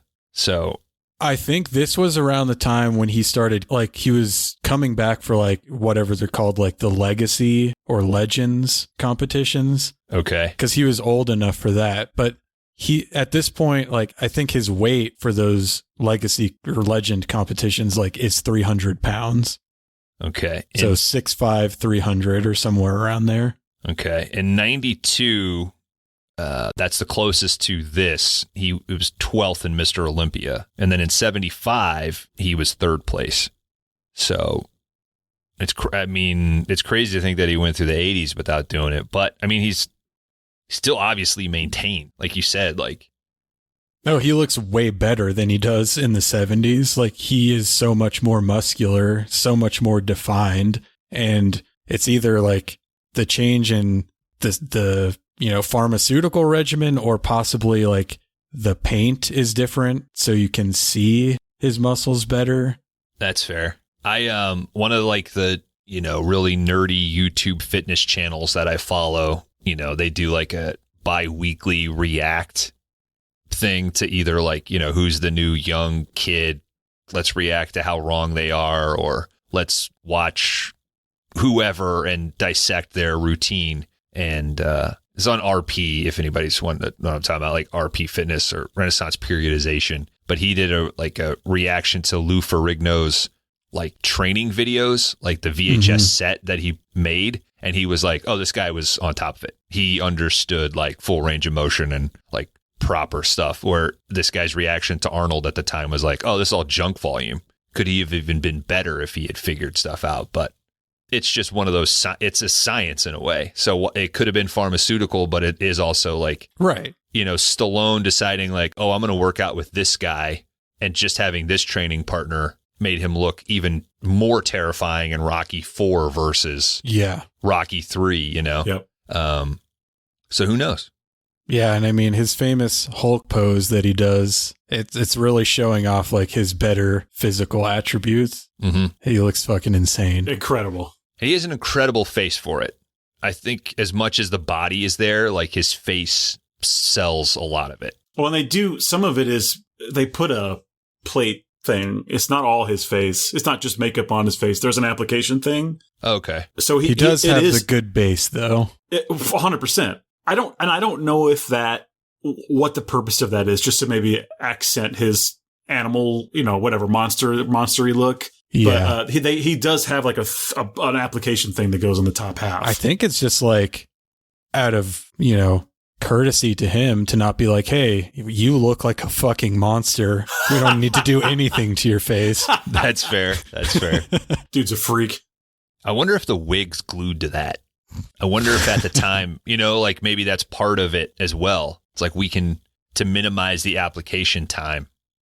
Yeah. I just watched this and I can't remember. They'll tell you the answer to that. It's actually in the Mr. Rogers thing. Mr. McFeely videotapes it for you, and they watch it together in Mr. Rogers' living room. Okay. Speedy delivery. Yeah. Passengers scream and run for cover as the Hulk lets out a thunderous roar. He quickly dispatches one of the thugs, but David Caruso points a gun at him. Just as David Caruso is about to shoot the Hulk, the well-dressed woman kicks David Caruso's hand, which inadvertently causes him to shoot and kill an old man standing outside on the subway platform. Isn't it wild? Yeah. You almost have to double take and be like, wait, did he just shoot that guy? They breeze by it. Crazy. Yeah. Like, you find out later he's dead, but here it's just like he could have been shot in the leg or whatever, but it's like, no, this dude just fucking got shot. There was no reason for them to murder him, but they did it. The Hulk throws David Caruso through a window of the subway car. I've heard of the trolley problem, but a subway problem. That's how you solve it. You just fucking throw everyone out. Hulk bursts out and disappears into the subway tunnel. Soon after, Banner wakes up in the subway tunnels, shivering, covered in sweat, his clothes torn to shreds. It's happened again. He's confused and exhausted. He's spotted by a couple police officers who take him into custody, and David is too weakened to resist or to offer up an explanation. The next morning, David, who is using the alias David Belson, which is also a great thing from the TV show, is that his alias is always David, surname B, and yet no one can ever fucking figure it out. weird. This guy that was a waiter here for 2 weeks in the same town that the Hulk smashed everything up. His name was David Blanchard. And then next week in the town over, the same thing happens to David Baxter. It's like really stretches the credulity of the show. But again, that's the episodic nature of it. Or Jack McGee is just the dumbest investigative reporter of all time. It's got to help with the lie, right? The maintaining of the lie. Like he can just initial things DB, or if he has a signature that's like Big D, David, Big B, and Squiggle, he's not ever having to stress. I'm sure that's the reason. Yes. So his signature will pass. You're right. But, and maybe this is just me, but when I watched the show, like part of the feeling I got is like, man, I wish, like, why didn't I grow up in this time where you can just like decide, oh, I'm David Belson now, and go get a job that pays like decent money for room and board repairing pinball machines, even though you have no experience doing it. Yeah. It was a better time to live, I think. I bitch to my wife constantly that I think civilization sort of peaked mid-'80s, because I was trying to decide, like, air conditioning is massive, right? But has the science of air conditioning really gotten so much better? I was like, we had air conditioning late 80s. That was pretty damn good. We had telephones and we had early like networking systems, not quite internet level, but enough like to ease file management and shit. And I really think like a lot of the just societal problems we have probably come from an ease of information, right? And a need to stay so totally connected. But it used to just be like a group of kids could go to a place and sit and hang out. And now you can't do that because you're loitering or you're going to shoot a TikTok video and annoy everybody around you. Like there is something to that 80s nostalgia that I think people are kind of subconsciously tapping into, of like, it's simpler, but it's not so simple that it's medieval time where you're struggling to survive. Like we can produce food and we have a base level of medicine to keep people alive. So kind of that argument of, they say like, once you reach like $90,000, statistically, you're not any happier past that. I think that for like 88, well, let's say 89. So we get Tim Burton Batman and Trial of the Incredible Hulk. They go hand in hand. And Last Crusade. Yeah, that's interesting that I didn't even clock that this came out the same year as Batman, and like just how different they feel. Like this feels like it came out 15 years before that movie. Next morning, he gets a visit from Matt Murdock in jail. Matt explains to David that he believes he knows who the two men on the subway were, and he also believes that they are part of a gang of thieves and murderers run by Wilson Fisk. David recounts his side of what went down on the subway, but Matt tells him that the woman from the subway, Ellie Mendez, told police that David was the one who attacked her and that the other two men were trying to help her. Matt says that he can tell when people are lying, a compensation for his blindness, and that he believes David. That's pretty good. It really touches on some of the basics of the Daredevil thing without going too overboard. I mean, yeah, that's one of the cool. There's quite a few little things where they're giving you a lot of interesting Daredevil lore and like tidbits about his abilities or whatever. They do a good job with that, I think.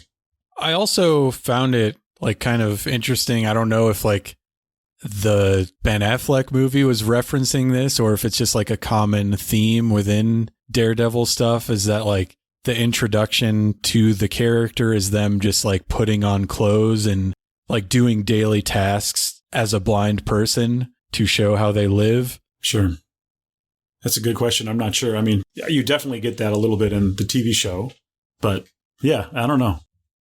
Matt visits Ellie at the hospital and tries to suss out why she's lying, but she's very cagey about it, and she maintains that David Banner attacked her on the subway. On his way out of the hospital, Murdock overhears Ellie's attending nurse on the phone using his heightened sense of hearing. The nurse tells Fisk's butler, Edgar, that she thinks Ellie might tell the police what really happened, and Fisk orders the woman to be killed. The sound design of her palming that card that he leaves was really good. Like the amplification of like how he heard like the like up. I was impressed by that. And then immediately upset by the old woman that's trying to help Matt onto the elevator, who's a little bit pushy. Like, here, let me help you. I don't think that would fly if I were to help a woman with such intensity. Yes, I think the rule is, would you like help? Not let me help you and then push you into an elevator. Well, I guess maybe she was in on it, and the nurse was like, "Get that guy." Yeah, she's one of Fisk's agents. This old lady probably only has 2 speeds, like, every day and all out. Yeah. Later that night, the nurse enters Ellie's room as she sleeps. She's about to give Ellie a lethal injection when a masked crusader springs into action from behind the curtains and trips the nurse, which causes her to be electrocuted by some medical equipment. Absolutely wild. Yeah. Well, and if you watch the other Hulk movie, the previous one, the same thing happens to Banner. He dives into an electrical box. That's right. And Forgot gets about zapped in that. the exact same way. So that's the theme. I think this woman held her own pretty well against martial artist. And also, Matt if she would Murdock. have just been like, "Oh no, this crazy guy's attacking me," like no one would have known she was trying to kill anyone. Yeah. She was just doing nurse shit. As a group of nurses and orderlies enter the room to see what the ruckus is all about, the masked hero jumps out the window. One of the nurses looks out the window into the night sky and whispers, "Daredevil." Pretty cool. Hell yeah. So in this, Daredevil has what I would say is a very shitty costume. It's all black, and Stan Lee did not like it because he felt like the costume betrays the fact that Daredevil is blind, which I kind of understand. I think it could have worked, except for the fact that later on throughout the movie, he's just constantly making jokes about how he's blind. He's giving it away. Yeah. He is dressed up as Daredevil. It's a loud knife you have there, buddy. All right. He at one point even says, like, I can't see anything. Yeah. He's just, it's a step away from I'm blind. Shit talking your mask or what? What does he mean by betray him as being blind? Like he feels like since this costume is all black and it just has like a visor over his eyes, it makes it obvious that criminals he's blind. would be able to tell that this person's blind, and then very shortly after that connect the dots that it's Matt Murdock. Oh, okay. But I have to say, I've always been a fan of this suit, and they do this same suit in the modern show. It's a known suit of his. It originates here, believe it or not. Oh, that's amazing. Yeah, so I didn't know that because I've seen it. It's in the comics. I mean, they do this. They do this suit, and again, they do that almost exact suit in the modern show. I could see how a newer show might pull it off better, but in this, it's just like spandex with, like street hockey pads on his knees. There's a close up where you can definitely see it. Yeah, if you know what I mean. Oh, really? I didn't catch that. It's when he's dealing with Turk in the alley. There's a shot go back from down up, and you can kind of see it. Not that I was looking. Is it a compensation as well? You got a little bit extra going down there. Back at Fisk Tower, Edgar informs Fisk that Daredevil has foiled the plot to kill Ellie Mendez. Fisk quickly formulates a plot to use this to his advantage. He will have Ellie Mendez kidnapped to be used as bait to lure in Daredevil. Then he will kill Daredevil, capture it on video, and show the video to his cadre of crime bosses in order to prove that he should be the boss of bosses. It's a perfect plan, except as Edgar points out, there is another witness to what happened on the subway, and Fisk orders Edgar to have David Banner killed while he is locked up in prison. So, consistent with the comic books, he's planning shit out. Sure. Ellie calls Matt and tells him that she's ready to tell the truth. She only lied because Fisk's goons threatened to kill her parents, but Fisk's organization has eyes and ears all over the city, and one of his goons, posing as a police officer, kidnaps Ellie and takes her to Fisk Tower. So something on the second watch that I didn't catch on the first was when Matt first arrives to the hospital room and the nurse says, "Hey, there's a lawyer here, Matt Murdock," that Ellie she whispers like, "It's not the other men, is it?" like I didn't catch that to connect it, because at this point I was still like, when Matt first still meets with David and he makes the claim that she's stating that he did it. I thought I missed something. I hadn't really connected that, she was getting, sweated over this deal. Yeah, but his good hearing lets him hear it all the way across the room. Yeah. It's a no duh moment. Sorry. Yeah. But, no, it's fine. Easy to miss, I think. Yeah. Are you saying this is a subtle piece of film? It's layered. It's a layered, quite subtle, layered adult entertainment? There is one thing that's, I don't know if it constitutes subtle or I'm just an idiot, but there's a little sequence coming up later that I need some assistance, because even on second watch, wasn't quite sure.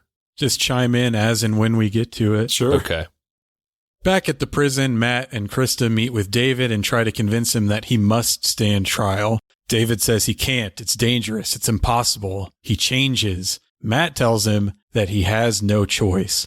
Cut to David taking the witness stand in a courtroom. The prosecuting attorney, the judge, and even Matt and Krista are all yelling at David to answer a question. David can't take it, and he hulks the fuck out in the courtroom. He hurls a piece of the witness stand across the room. A bailiff tries to subdue the Hulk with a blow from his baton, and the Hulk hurls him across the room too. Someone in the jury box throws a chair, and the Hulk upends the whole box with all 12 jury members inside it. Another bailiff pepper sprays the Hulk, and for that, he too must be tossed. The Hulk punches a cop out a window before turning his rage towards the prosecuting attorney, and just as the Hulk is about to choke the life out of the lawyer, David wakes up in prison. It was all a dream. Incredible. Wow. What a good description. It's great. But two things. Go ahead. Sorry, go ahead. Well, okay. So the scene right before this, when he's in the jail cell, there's a zoom in on his cell from outside the cell, and there are some dice. Did anyone catch up on this, or Mustard? Yes. Did anyone catch this? There's a green dice and a red die. Yes. Do you think those are supposed to represent Daredevil and the Hulk? I do now. Oh my God. This is a subtle piece of film. Most people won't get it, I think. So only true Hulk heads only will true understand. Hulksters, yeah. But the whole 5 minutes of the trial is maybe the most fun thing that happens in the movie. It's so good. It's a huge payoff that it's very fun. I don't know if there's enough Hulk. I mean, there's definitely not enough Hulk in this movie, but I mean, the Hulk you do get, particularly here, is fantastic. So I mentioned earlier that I had some problems with it that were possibly just because of my own expectations. This is my main problem with this movie, is that, as Bones said, you can take the trial to be layered. I thought this was literally going to be a courtroom drama about the Hulk, which sounds infinitely more interesting to me than what this movie actually is. Don't get me wrong, I do really like it, but I would have much rather seen a courtroom drama about the Hulk, which we don't get because this is the only scene that takes place in a court. Yeah, that could have been very interesting in a different way for sure. But yeah, it's almost like I said earlier, like they had the title and they're like, well, shit, I guess we have to do a trial, but like, how's that going to happen? There's no way. Make it a dream sequence. That'll be fine. Well, I mean, it makes perfect sense for the character. And especially if Jack Colvin could have appeared in this would have been the perfect time for him to have a bigger part. But it makes sense for the arc of this character in that he's been on the run for 11 years at this point because he's under suspicion for a murder that he didn't commit. It would have been very interesting to give, Bill Bixby this. He could have had all of these dramatic parts recounting his life and like how shitty everything's been. But I've just been watching a lot of Full Moon movies, and a lot of those movies just give you, here's what happened in the previous thing. Here's 20 minutes of the last movie. Do you want that in this? I mean, I feel like it could have easily turned into a clip thing. It easily could have, but I feel the like audience is like, we've already seen this. Why are you covering this? With Bill Bixby finale as the director and like this obviously capable writer, I don't think it would have turned into that if they went that route. All right. Maybe I have to wonder, was there anything in your research? Like, was the title, did they start with that? Was it like the people versus the Hulk, and then while they were writing it, they figured out like, well, there's this trial scene. What about the trial of, like, keeping the format of the return of the Incredible Hulk, the trial of, like, because I do agree with you. I think there's an interesting thing in there. Like, that's your latter half of a two-parter. Yeah. And then leads into the second part, which is more of the backdoor pilot. Like, if this was done closer to the actual series, and this is how you ended it, and you wanted to kind of, all right, we're going to slide off Hulk and go into Daredevil. But modern stuff does this now, like, you know, Batman v Superman. You don't go into that thinking like, oh, the end of that movie will just be them fighting. No, that's more in the 2/3 mark, because they have to come together and fight a real bad person. Like, audiences aren't going to, like, Civil War is somehow really, that's one of the reasons I do think it works, is it gives you that payoff of, oh, they're all going to fight. And they really do it. Yeah. And they really do fight. And then even at the end with the big bad, you think, oh, this is done. And then, no, the true Civil War is, you know, those two going at it. Well, it's a 2v1, I guess, but yeah. I don't mind it. I can see, because I was also confused when you sent it to me. This is what we're watching. I thought that it was more of a, oh, this is just like a stretched out trial. That's what we were going to get. When you get past this, I was sort of happy with it. I was like, I kind of want to see the Daredevil stuff now. So at the end of the day, it's like, are you really upset that it wasn't a whole courtroom thing? Like, yes, maybe. I mean, it would have been interesting. But I personally am. I'm talking to myself in the mirror now. Please let me podcast to myself. Shut up. I just think I probably would have made the decision to not do that. Although if they could have gotten that character to come back, and maybe that was the plan and they just couldn't do it, they had to come up with some other way. And that, like you said, that's just what it is. Yeah. So. I mean, I guess it's just me.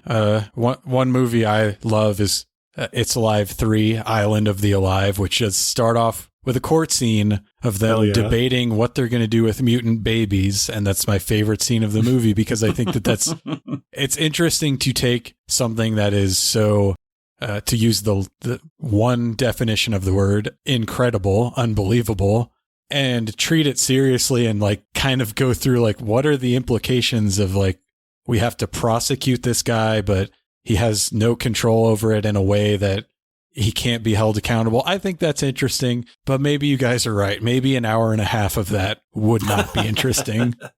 Well, I mean, later they just shoot him into space. So I think spoilers for Marvel. It's possible to do a courtroom drama, and you are sort of fleshing the story out like Rashomon style about an incident, sure, right? Of course, it could work. Yes. Spoilers, there's a Rashomon episode of the TV show. You know, there has to be. Wow. The Hulk did it first? Hulk did it all, baby. That's not how I remember it. Sorry, you were saying something, Bones. No, I think I think you guys understood what I was saying. Like, it's, you open with that. He's just sitting there as the defendant. Multiple people come up and they're telling a story, and that's how you flash back to whatever thing snapped him, and you get, you know, variations on a sequence. Could be kind of cool. So, yes, I don't disagree. Join me on my new podcast, The Trial of the Incredible Hulk, where we really get to the bottom of this and just workshop it and really just get it shining, because I think there is something there. But yeah, Banner wakes up in a cold sweat in prison, but the stress caused from his vivid nightmare triggers a real transformation. This is something that happens a lot in the first 2 seasons of the show. The Hulk smashes through his jail cell and crashes through the prison walls, escaping into the night. Later that night, Daredevil tracks Banner down to the hotel he checked into when he got into town, and this is where he's shaving his beard because he's about to lamb it again, which I think is a shame because Bill Bixby wears a beard really well. I think he looks pretty fucking cool. Yeah, that's what I was trying to say earlier. I almost think he looks a little bit like Old Man Logan, like the whole Hugh Jackman, like when he has the beard and stuff, like there's this, he could almost play Wolverine. Yeah, it's interesting you say that because the younger version of him that's in the show, like Bill Bixby is a classically handsome guy. He is, in those early episodes, he is the exact midpoint between Hugh Jackman and Clint Eastwood. Like, dude's a looker. Should have had a better career. Daredevil reveals to David that he is in fact Matt Murdock. Matt takes David to his house and reveals his backstory to David. As a child, he was blinded by radioactive chemicals, and as a result, all of his senses were heightened to supernatural levels. He can see using a kind of sonar he has due to his enhanced hearing. His sense of touch is so sensitive that he can read handwriting through gloves just by touching it. That made me laugh out loud. Yeah, that was like, that brought up a lot of other questions about his sex life, which we may not have time to go into, but I was like, that's insane. Well, and some of the dialogue in this scene in particular, back to my theory that they may be romancing. He says, I could make you come. And he says, I'll give you something, and then you'll come with me on your own. I'll give you something, and then you'll come with me on your own. And then he says, what could you possibly give me? And then they kind of look at each other. I also, this section, I do like a lot of the sort of playful, I'm the Hulk lines from David Banner, where I think Daredevil says something along the lines like, as you said, I can make you come. And he's like, that's not a good idea. Or don't make me horny. You wouldn't like me when I'm horny. Later on, when he's like talking about getting radioactive ooze in his eye, he's like, you don't know anything about radiation. And he's like, actually, I do. Kind of my field of expertise, guy. He's been vaulted. Matt Murdock says he's trained for years to become a crime fighter and has been working with Deputy Chief Tendelli to take down Fisk. He asks David to help him rescue Ellie Mendez. David refuses, but says that he will help Matt track down the two thugs from the subway. And just then, Matt receives a call from Tendelli. Fisk is holding Ellie at an old movie studio known as The Web. David says that he'll go along to help Matt rescue Ellie, but Matt proceeds on his own. So this was kind of like, I feel like it's not a greatly written scene because David's just flip-flops 3 or 4 times within the matter of a minute and a half, but I don't know. Is it during this explanation, like his backstory, the dump, that we get the flashback to the press conference? Mm-hmm. Is this where your question is? Yeah. No, not quite. Oh, okay. This is where I thought it was going to be. But I did love the blatant. What's this officer's name? Tendelli. Like when he's just like, I don't know. It's just going to take some sort of guy on his own, some daredevil to go out there. Like, maybe a daredevil could do some damage. Yeah. That's like me now, like at a press conference saying like, the only way we're going to get like our healthcare as a human right is, I don't know, some sort of Luigi out here to, I don't know, do something about this. Like the directness of it is almost comical. I thought for sure I anticipated vigilante. And then when he literally just says daredevil, I couldn't help but laugh. Well, and the other thing is too, in that other part of it, when he's telling the story about meeting Tendelli, he's like, oh, and then I went to meet him. He jumps out. Tendelli almost draws his gun, and then Daredevil grins at him, and then Tendelli just like does like a nod, like, I get this and I approve. Yep. But there is not a word spoken between them. Incredible. Yeah. I don't know if this is a character from the comic books or if this is just trying to do like a Batman. I could have done without the Tendelli subplot. Not that it's bad. It's just like we could have had more Hulk instead of that. Mm-hmm. That's true. As David waits for Matt to return, Tendelli calls again and says that it's a trap. Fisk will be waiting for Matt at the movie studio. David has no choice but to head to the studio and try to help Matt. At the studio, Matt is confronted by Fisk and his men. Fisk is able to disable Daredevil by blasting sound through giant speakers. Just as Daredevil seems to be defeated, David arrives and transforms into the Hulk. Fucking Fisk standing there in all black, almost silhouette with his headgear and everything on. It cycles past corny to cool again. Yes. Hell yes. Several times. I have a couple little notes that I have to go back. I have to go back just very quickly. Number one, Banner throws Murdoch some kind of a sphere when they're in his apartment in his house. And I think that probably is from when Matt Murdock had to battle the tall man. I'm sure it's related to that. But no, in that scene, it's like like I said, they're falling in love. Murdoch has a line where he says, "Why are you so alone?" And he says, "We're both alone." Right. I love that. But when Daredevil leaves, and he's running across the rooftops, very obviously. Like, everyone in the neighborhood sees this clearly. He's casting a shadow. Everyone sees this. He's jumping, flipping. It looks very like the comic. A lot of the poses are right, although I think his movements are a little suburban weird. Vancouver. Yeah, 100%.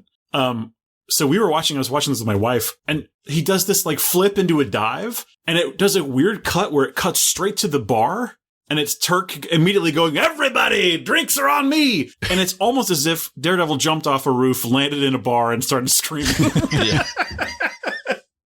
I love it. I had to bring that up. Sorry. Did you guys notice, like, when he's running on those rooftops of Vancouver, that, like, in the background you could see Jason punch a guy's head off? Hell yeah. He's doing it. He's taking it. The Hulk quickly defeats Fisk's men, destroying the loudspeakers in the process. Unfortunately, Fisk's goons run off with Ellie before the Hulk has the chance to rescue her. Matt comes to and places his hands on the Hulk's face as he is reverting back to his David Banner form. Let me take a photo. You poor soul, he says. Yeah, that was earlier, Bones. Let me take your photo. Yeah. Yeah, the way he saves him like a damsel in distress. They are in love. I'm starting to believe you. I'm serious. It's not one of my weird theories. I have become obsessed with this. I say obsessed, but this fantasy writer, I don't know his name. He's been doing it's been popped up in my YouTube feed. He's a real prevalent guy, like more so than Martin. I think he teaches at BYU, and he's been doing like some, he specifically teaches like this crash course, how to write high fantasy stuff. And I think just with me looking up story structure and whatever, the algorithm pushed him to me. So I've been kind of following him. And in one of the last things that he was talking about, he mentioned like the similarity between the romantic comedy or romantic drama and the buddy cop. Like this, you have to lay out these structures sort of the same way. And you talking about this now, it's like, well, it's so fucking obvious. But I wonder if maybe that's the structure. Is that sort of the key when you're trying to write, opposing foes that should come together, is write it as though it's a romantic relationship and then just replace that. So Hot Fuzz totally does the same thing between the Nick Frost and Simon Pegg characters. 100%. Yeah. Great call. Good point, Bones. Really good point. David, you poor soul. I'm just laughing because the next small section of the movie is even gayer, but please don't get me wrong. But that's the thing, though. It's like, why is anytime like men that are friends in a movie like, oh, they're gay? Like, why does it? I get what you're saying, but at the same time, like, why do we have to? They're just friends. Like, they have a deeper understanding because I tell you, the way that Banner and Bixby plays him, he's so tender and he's so sweet. That's him. He's so caring. That's him, I know, baby. But it just comes off as him really wanting to kiss on Daredevil. That's the old David coming back. He's Murdoch is breaking down his hardened shell, and he's saying like, I do care about people. Sure. I do have a connection to the world, but they're also gay. Matt is incapacitated after his confrontation with Fisk's men, but luckily he has his wet nurse, Dr. David Banner, to take care of him. Thank you. Tendelli calls Matt again and leaves a message saying that Fisk is planning on gathering all the crime bosses. Back at Fisk Tower, Fisk is frustrated that he failed to kill Daredevil, but he instructs Edgar to edit the video of the fight between his goons and Daredevil to make it appear as though he's been killed, so that he can present it to the other crime bosses and still become a super crime boss. I want this on the big screen. So, John Rhys-Davies is a weird actor for me. Like, I like him a lot, but I guess maybe just the movies I watch him in. To me, he's like a like a John Carradine or a Cameron Mitchell. Like he's just like someone who will be in literally everything. But then on the other hand, like he was in Lord of the Rings, which are like these prestige movies. So and Indiana Jones. I haven't seen it. Maybe that's why I think he's like some random character actor. Well, because he is good. I think he can be good. But sometimes he ventures into like Donald Pleasance. Yeah, that's another good example. Time. I think Pleasance could have played Fisk in this. Yeah, that would have been fun. You don't know what the network is. I don't know. Tell me, are you an actor?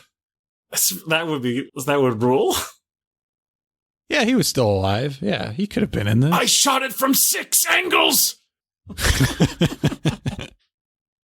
Back at Matt's house, David is doing his damnedest to convince Matt that he must don the Daredevil costume and rescue Ellie. He says that he must not forget the gift that he's been given, like David forgot, and that he can't just turn his back on Ellie. Matt is convinced, and he and David head to Fisk Tower. I do like the use of Daredevil here for this, and that he is the reason. I almost wish that it was more clear, or they spent a little bit more time on the fact that he's finding himself. Banner, I should say, is finding himself again because of the way he basically through Daredevil. You know, I really do like that. I think that really works. And I just wish it was maybe a little bit more clear. He straight up says it, but I don't feel like I don't see it enough. Yeah. Maybe you don't feel it. You're being told it. Yeah. Well, and it's awesome that you get, because of the way it's structured, where you come in with Daredevil at his story already, they're still able to sort of put a refusal of the call in there. And it's way more interesting that he's on refusal of the call before then. And it's sort of a quick catch up. So if you want to continue a series after this, you've already sort of solidified that Daredevil is 100% committed and moving on. Like you wouldn't want to write it where they were both, this sucks, huh? Yeah, this sucks. Like there's nobody in the support system to boost, like they don't have an Alfred or anything to boost them back. So I just really, in terms of backdoor pilots, not that I'm an expert, I think this is pretty well done to launch you. So shut up, help me to the gym. It's awesome. Yeah. Yeah. I think that actually is my other major problem with this, is that I kind of don't like it being a backdoor pilot. And I think part of that is because the one before this was also a backdoor pilot, and Thor and Daredevil are characters that I don't care about. So there is a feeling for me where it's like, instead of doing backdoor pilots, can we just have a fucking Hulk movie? Can we do that, people? Sure. Especially because neither of those shows ever got made. Like nothing was ever done with those. So in hindsight, it definitely feels like every minute that we devote to Matt Murdock we could have had Lou Ferrigno in there doing Hulk stuff. I think that's fair. I personally really do. I'm a Daredevil fan, so I like the Daredevil stuff, although I think he could have been better. I don't think he's perfect for the role, but he's okay. So I don't think of it as like a waste or whatever, but I also lament the fact that we could not get 15 more minutes, 10 more minutes of Ferrigno. Come on. And I mean, the backdoor pilot thing also sort of affects the ending of this one, which we'll get to shortly. And I feel like the relationship that Matt had with Krista, had this not been a backdoor pilot, could have been developed further. But obviously they wanted to leave that as like, will they, won't they, for the TV show. Sure. Oh, really quickly, I want to go back. Yeah. Just very quickly. The scene with the map and the ruler on the map. Cool. This is my question. Oh, okay. What? Explain this to me, please. Does he just need to know where he is unseen? It's because the guy. He said it's from the note. It's from when Banner said, "Oh, it's in the shadow of that building." Mm-hmm. He just needs to know where the shadow falls. Yes. And okay. It's Bones, so you don't feel dumb. Sorry. I watched this 3 times, and it took me the 3rd time to get this, because the first 2 times I thought it was like, this is where I'm going to do my rounds tonight, so that I know like when the sun's coming up and I need to get out of this neighborhood. Like that's the way I took it. That's okay. Thank you for lying and making me feel okay, because I know you're so smart. I know you got it. But yes, it is what DK said. It's hard. I mean, it's easy to miss because those two things are sort of like separated in time, that you're not necessarily thinking about. Oh, he said, I'm staying at this hotel in the shadow of Fisk Tower. Well, and also even in the scene when it's happening, he doesn't explain it. He literally hangs up.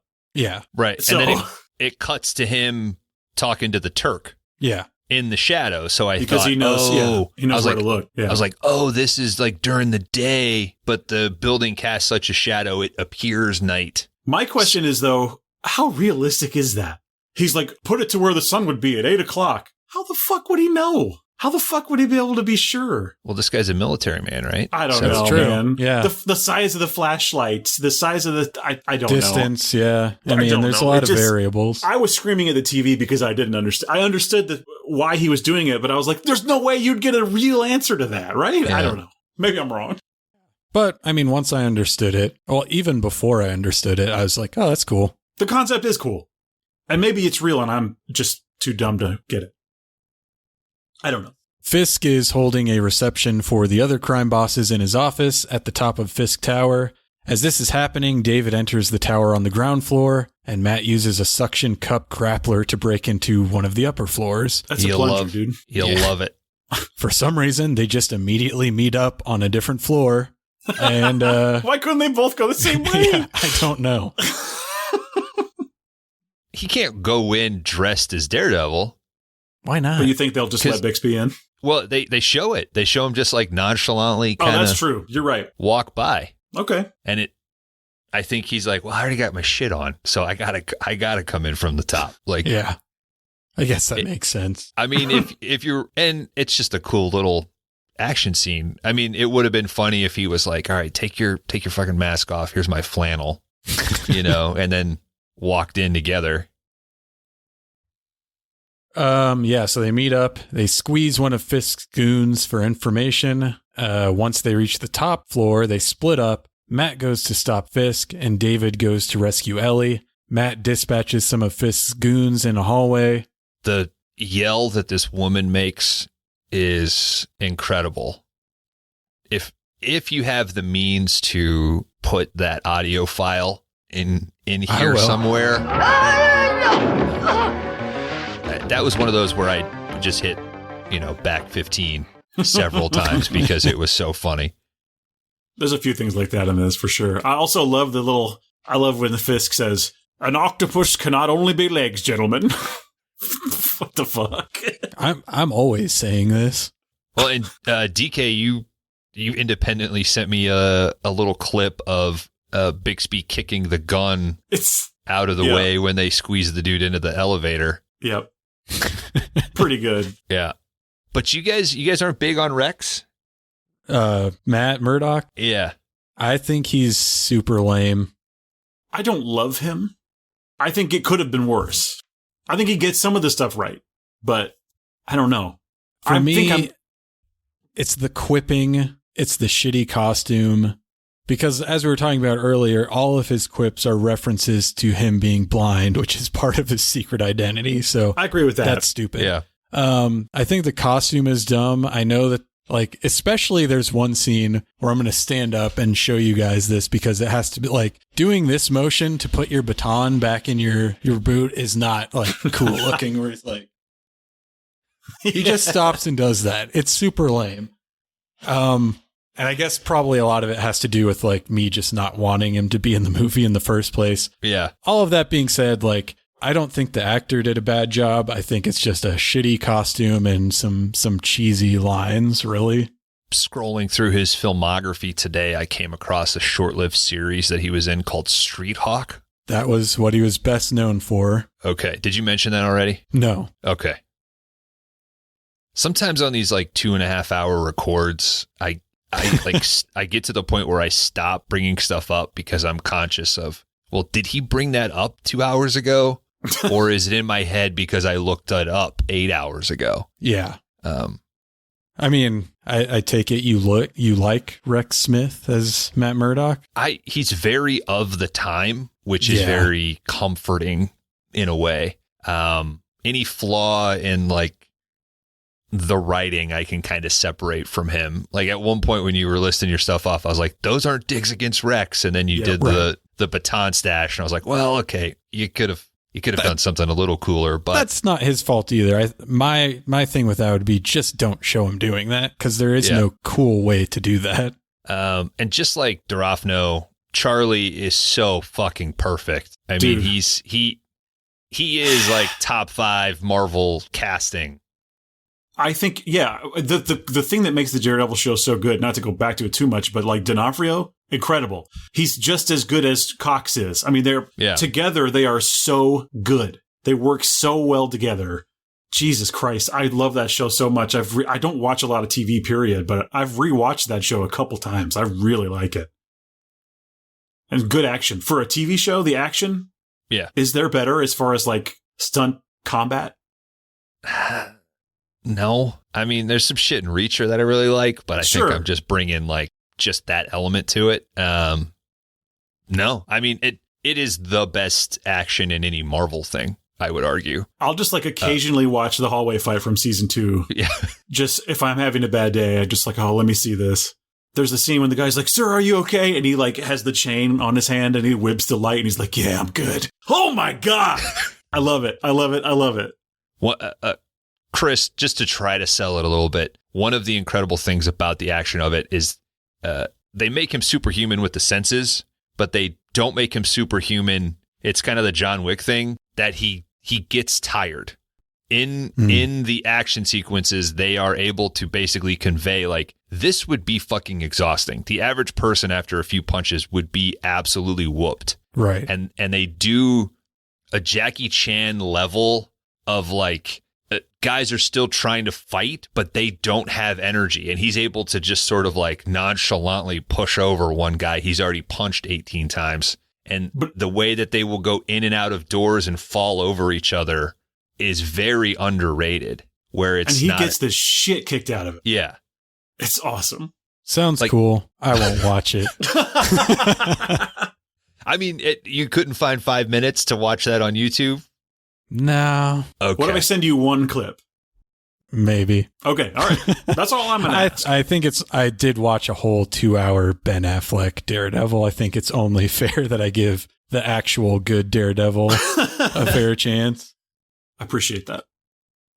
But I guess, I mean, how do you guys feel about his portrayal of like his sonar in this? I mean, it's just my aesthetic, so I think it's cool, but how did you guys take it? It makes sense until they show it. Like, it makes sense until they show his vision. He unscrews a light bulb and then, like, gets darker, but that shouldn't matter to him.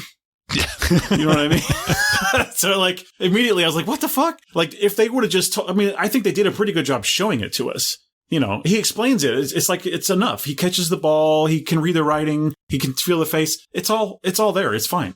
Is it like the buzz of the light bulb, like that it would no longer be making like a very minute hum? I guess that makes sense because that 60 hertz hum from electricity. But then if that's the case, there's wires running throughout the walls of every building. So yeah, he would be knocked out walking down the street. Yeah, I mean, I like it. It's a hard thing to really portray in movies because it's not real. And it's a delicate balance of like, he's supposed to be blind, but then like he actually has better sight than all of us. So like, it's completely a net positive with no negatives is kind of what it's like in the Ben Affleck movie. It's like, it's difficult. It's a weird thing to confirm too, because it's not like a blind person can watch it and tell you, oh, that's a good representation of what it is like to be blind, you know? Yeah. Like even these people that have stated, it's true, like the other senses do compensate, not Daredevil level, mutant level, but it's a weird thing that we're sort of allowed to just like, we're going to kind of put our own little stank on it of what it would look like. Yeah. I mean, that's kind of why, like, I don't buy the whole David Banner, you know, Matt Murdock, we are the same. It's because Matt there's no drawback to anything. Like, he's a successful lawyer that basically can see and fights crime. Like, it's just because they were both caused by radiation. Yeah. Like, David Banner's affliction fucking sucks for him. Yeah, that's true. And Murdoch has a drive for justice. It's more of a power responsibility thing with Bixby, though, right? Particularly at the end of this, like, I have this gift, I should do something with it. You've shown me this now. Yeah, I mean, there's a small section, but we'll go ahead and skip to that because it is one thing I wanted to talk about. I didn't really like that of like, you've taught me that I can use my power to do science. It just didn't land with me. Like, knowing everything, like the whole thing is that he can't do that because he's the Hulk. Anything he tries to do, as we saw in the movie right before this, will be foiled because he is the Hulk. Like, for him, there is no like conscious decision he can make that will better his situation, which is the tragedy of the character. So it just, that whole thing doesn't land for me. Like, I'll use science. That's my gift to the world. It's like, well, until you turn into the Hulk again, which is what has happened for the last 10 years. I mean, I think you make a good point.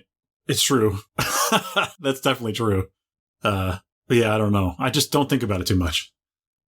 Yeah, that's like why, Bones, when you're talking about like the rejecting the call, it's like, I feel like that's true for Daredevil, but with the Hulk, it's like not a call. Like, it's not something he can step up to because he has no control over it. So that really makes this, like, that very ending scene, like, ring really weird to me.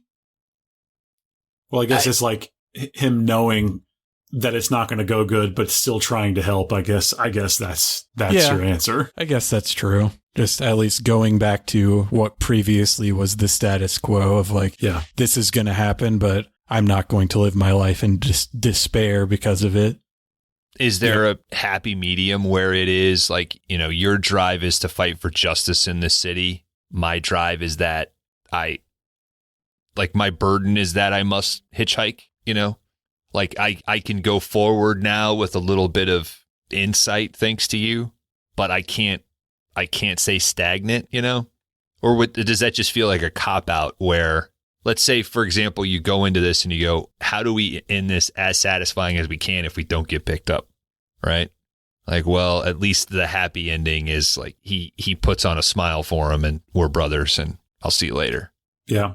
Yeah. It's a tricky thing. I mean, but you end on the hitchhike. So you're just right back into the cycle. So is he just telling him this? Is it all bullshit and we're misinterpreting it? I don't think so. I think it's just poor writing. Not poor, but just like... It's just a TV movie from 1989? Yeah, and written by someone who had never written any of the shows or any of the other movies, so may not have... they didn't have like the DVD box set of The Incredible Hulk for him to review before writing this. So it's, maybe not a problem for other people, but it's just a little nerd nitpicky thing.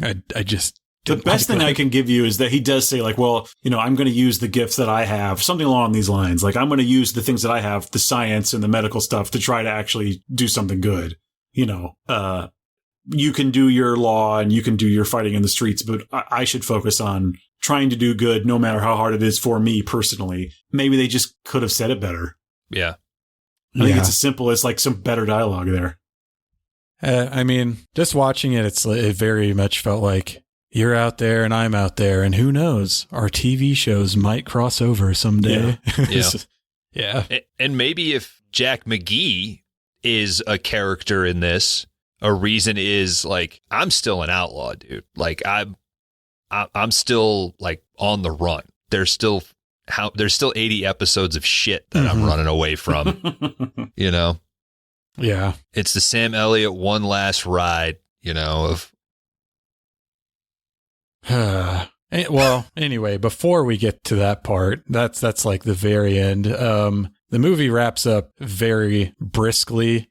Matt fights the goons in the hallway. Ellie's about to be killed by David Caruso, but David Banner rescues her with the help of Fisk's assistant Edgar, who over the course of her like imprisonment, Edgar's taken a shining to Ellie and doesn't want to see her killed. I don't think she would have been able to be suffocated with that pillow, because I think her hair helmet would have kept protective barrier. There would have been like, her bangs alone would have kept an inch, And his monologue, like, okay, if you saw me in a restaurant and I said, and then the waiter said this, and then would you do that? I think that's crazy, but that's a mouthful of crazy dialogue that he gets out there, and it's like, it's okay. It works. Yeah. At this point in the movie, there's 4 minutes left. Mm-hmm. Yes. And then there's a fucking flying fan boat. Yeah. To your point, like, Fisk's video finishes in front of the mobsters. Daredevil bursts through the screen. There's a very short fight. And then Fisk and Edgar jump into a land speeder from Star Wars and fly away. I was going to ask. It's a land speeder. It's just a spray painted land speeder, right? Like, yeah, pretty much. Oh, there's a giant fan behind them. God. Yep. And it completely fizzles out. And had this not been a backdoor pilot, there would have been probably a more definitive confrontation between Daredevil and Fisk. But super lame. The shot when the fan boat is flying out and you see Daredevil like, Fisk! Yeah, that sucked. I loved it. I was having an absolute blast. I mean, me too. Yeah. But I can say that I don't think it was great. It was also very weird throughout the experience watching this on Plex when it would dissolve to where a commercial should have been, and then it continues, and then right in the middle of dialogue, I get gambling, Ozempic, and Chewy.com commercials. So I wish there was some way for their algorithm to identify, like, this is where a commercial cut was or is. Mm-hmm. Because also, stuff is written and designed to have that. Yeah. For you to go away for a few minutes. So when you watch it without the break, it does seem sort of jarring that, why are you having the same exact conversation? Or particularly when it happens in the actual trial scene. Yeah. Yeah. Weird. So, I mean, that's basically the end of it. One more thing. He says, they're like, oh, the roof on Fisk Tower looks different. Yeah. And then stupid ass Daredevil says, yeah, things happen in the night. We couldn't come up with anything better? Anything? Then, yeah, things happen in the night. I guess not. I don't know. I don't see what you're talking about. I mean, that was the running joke that the Office had. It would have worked there. Yeah. Looks the same to me. That's it. That's it. You just, God damn it. That's it. That's the answer. So, thoughts, gentlemen, on this trial of the Incredible Hulk? A blast to watch. Yeah. My wife has never seen, the Hulk thing. I mean, she's seen some of the movies and stuff. Sure, she kind of does the Marvel a little bit, but she's only a casual viewer. She was able to watch it and, like, have fun. I mean, we laughed at it a lot, but a lot of that is just love for me. I mean, I have such a soft spot for the made-for-TV movie, period. I watch a lot of them when I can, particularly horror ones. They're so comforting and just perfect for me. I just love them. And so, yeah, for it to be this fun, and, I have history with this movie anyway. I'd seen it many times. It's a blast from the past, and I had a really fun time. So I would recommend it to anyone, even if you've never watched the show, even if you just know the basics of the Hulk. It's such a fun night of TV. Put it on. It's a fun time. I made the mistake of buying Elden Ring over the Christmas holiday because I thought, now's the time. I've got the time to dig into this. About 20 hours in, I realized this isn't for me. I recognize that people can love this and get into the groove. And people that love Elden Ring will tell you, oh, you have to stick with it, and you have to know that there's a certain formula and you will enjoy it. That is what I would tell somebody on this. Like, you have to recognize that this is a TV movie. This is a lost art. There is a particular format to this. Go into that. You will have fun. If you are expecting an MCU, like, modern day level experience, you're not going to get it. Can you imagine someone, though, watching this and going, like, and not getting that? I mean, I just can't. imagine watching it any other way. You know what I mean? But I mean, I'm sure someone would and be like, oh, the Hulk sucked. Look at him. He looks weird. Right. But how could you not just be like endeared by it? Is that a word? How could you not just fall in love with it? I don't know. Because you've had a particular standard of TV for 30 years since. Like we are that elder millennial generation where this is what our parents were watching, right? So I don't know. And it's all just like, what is your experience and what do you have tolerance for? I mean, a lot of people will point to something like The Room and be like, that's the worst movie of all time. And I can tell you, at least the camera is like pointing at the actors when they speak. At least it's unintentionally funny. There's, so many levels below that are just like painful to watch. One of which I talked about with someone else on this show recently called Colony Mutation.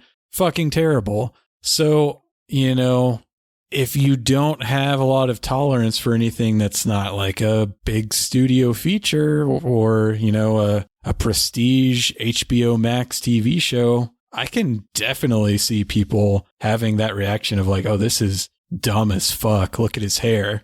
But I would argue also that it is like watchable as hell. Yeah. I think it is. I think it really is. And it moves too. It's, a lot of times with these things, you get stuck in one room or you get stuck with like just two characters or whatever. It doesn't. I mean, it really moves. It doesn't overstay its welcome. It's a nice 90 minutes. It's fun. So I don't know. If you're not convinced by now, I have nothing else to say. I would watch this twice before I watched Nosferatu again. I have. Okay. I watched this once, saw Nosferatu, and then watched this 3 more times. Technically true for me, but I am a Nosferatu. Right. If you had said almost anything else, maybe, but Nosferatu. It wasn't necessarily like a dig at you. It was just like... it kind of feels like it, But I guess I was trying to make if you watch Nosferatu and you're like me, where you go, nothing happened. What is this? Like, you can't be dour and have nothing happen. The Coppola one works because it's like passionate and romantic and colorful, and the darkness is below, and Keanu Reeves does a really good British accent. And oceans of time are being crossed. I get it. Yeah. Blue Inferno. I know. I understand completely what you mean. Yeah. I do. Yeah. So if you go into this and you're like, God, like this looks stupid.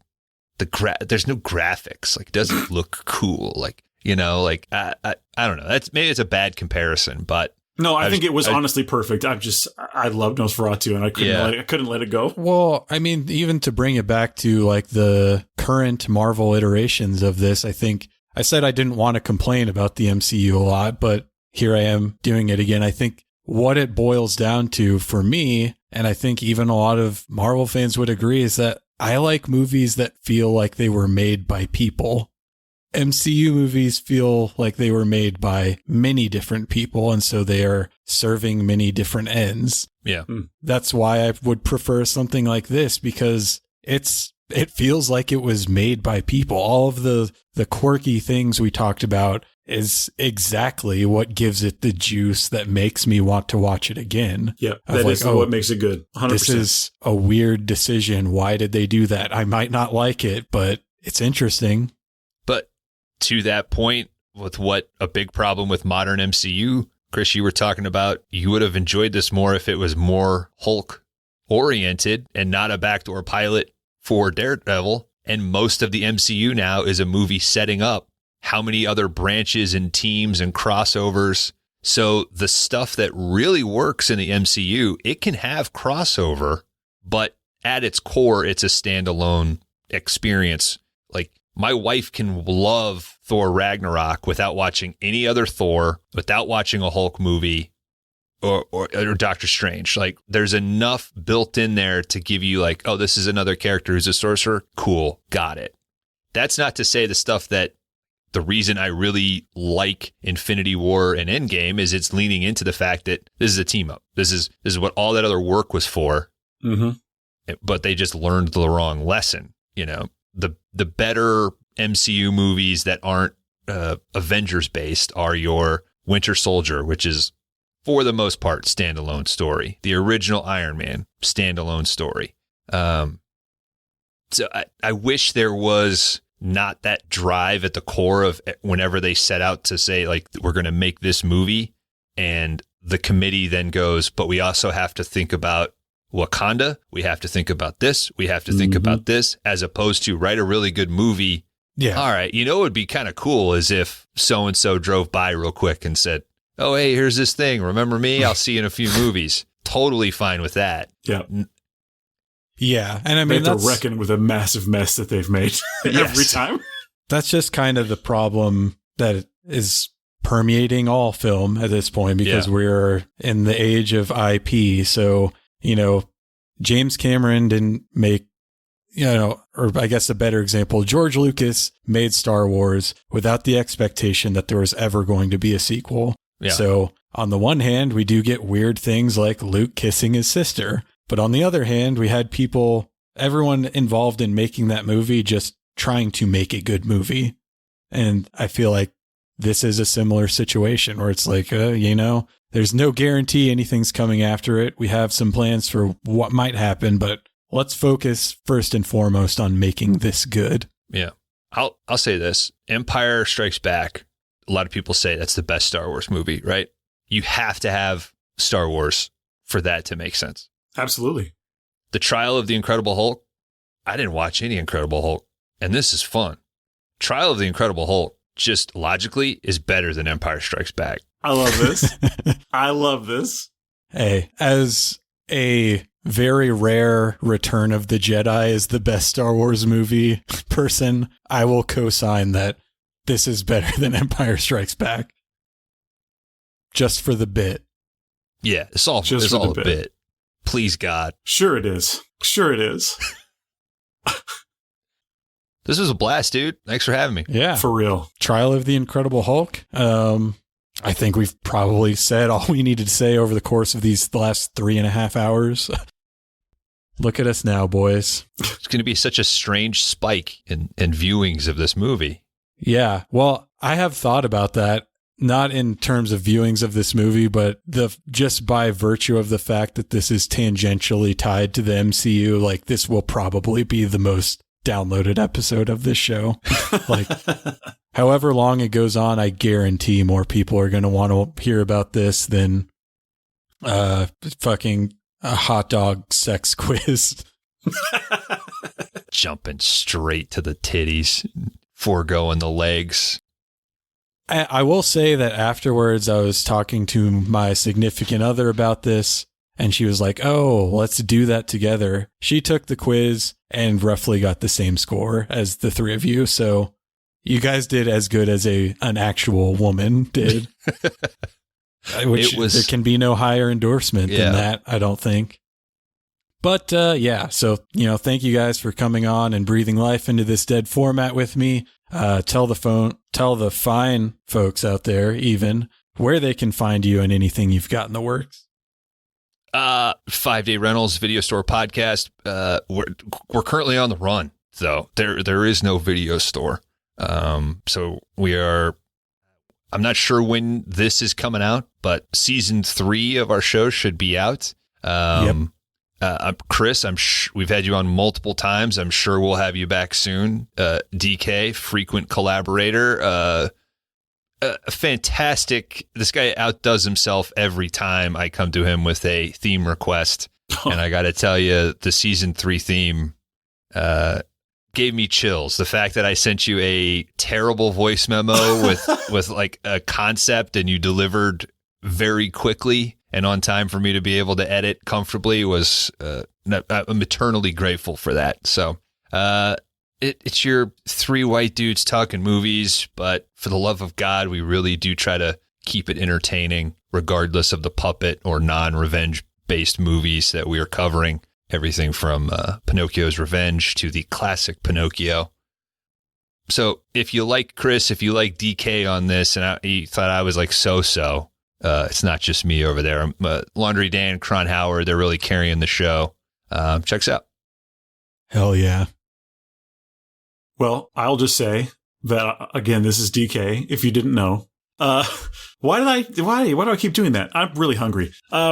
So first of all, you should listen to 5 Day Rentals. Oh, damn it. You outdid me. It's one of my favorite shows there is. It's so good. The theme that we worked on, Bones, you gave me the idea, and I really love the theme. It's probably the most fun I ever had writing one.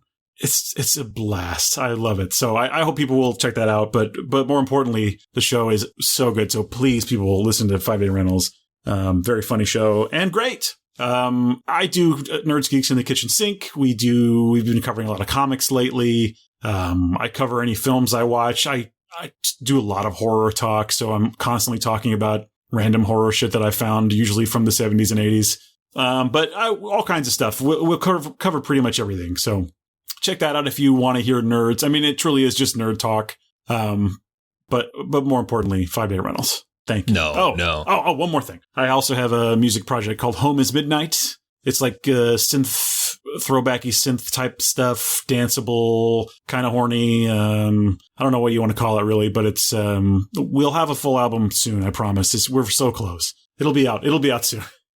And featured in a actual feature film, right? Featured in the Jill 6 movie, Ghost Game, available now. Very fun. Very cool. This dude's a pro. This dude's a pro. Yeah, I will co-sign it. Go listen to both of their shows. I'm glad to have Nerds Geek back because prior to that, Weekly Podcast Massacre has been the only thing sustaining me for like the past month. Every other podcast I listen to has been on hiatus. So sure. Glad to have both of your shows coming back in the near future. If you're going to have a show carry you through, Weekly's good. They've had a good run right now. I think you they can just do a lot did worse. Yeah. Arachnophobia. I just did. I think at one point Murph called Crown, like he pronounced it like Crown Howard. Crown Howard. And I was like, fucking please, God, don't hear this, Crown. Because he's the king. Yeah, he already won the damn sex game. Yeah, he sure did. So yeah, on behalf of Bones and DK, I'm Chris. This has been another episode of Dead Formats. If you have any questions about the show, or if you have a dead format topic that you'd like to hear me cover, or if you have any suggestions for potential guests, please reach out. You can email me at deadformatspod@gmail.com, or you can reach out to me on Instagram at deadformatspod. Thanks for listening.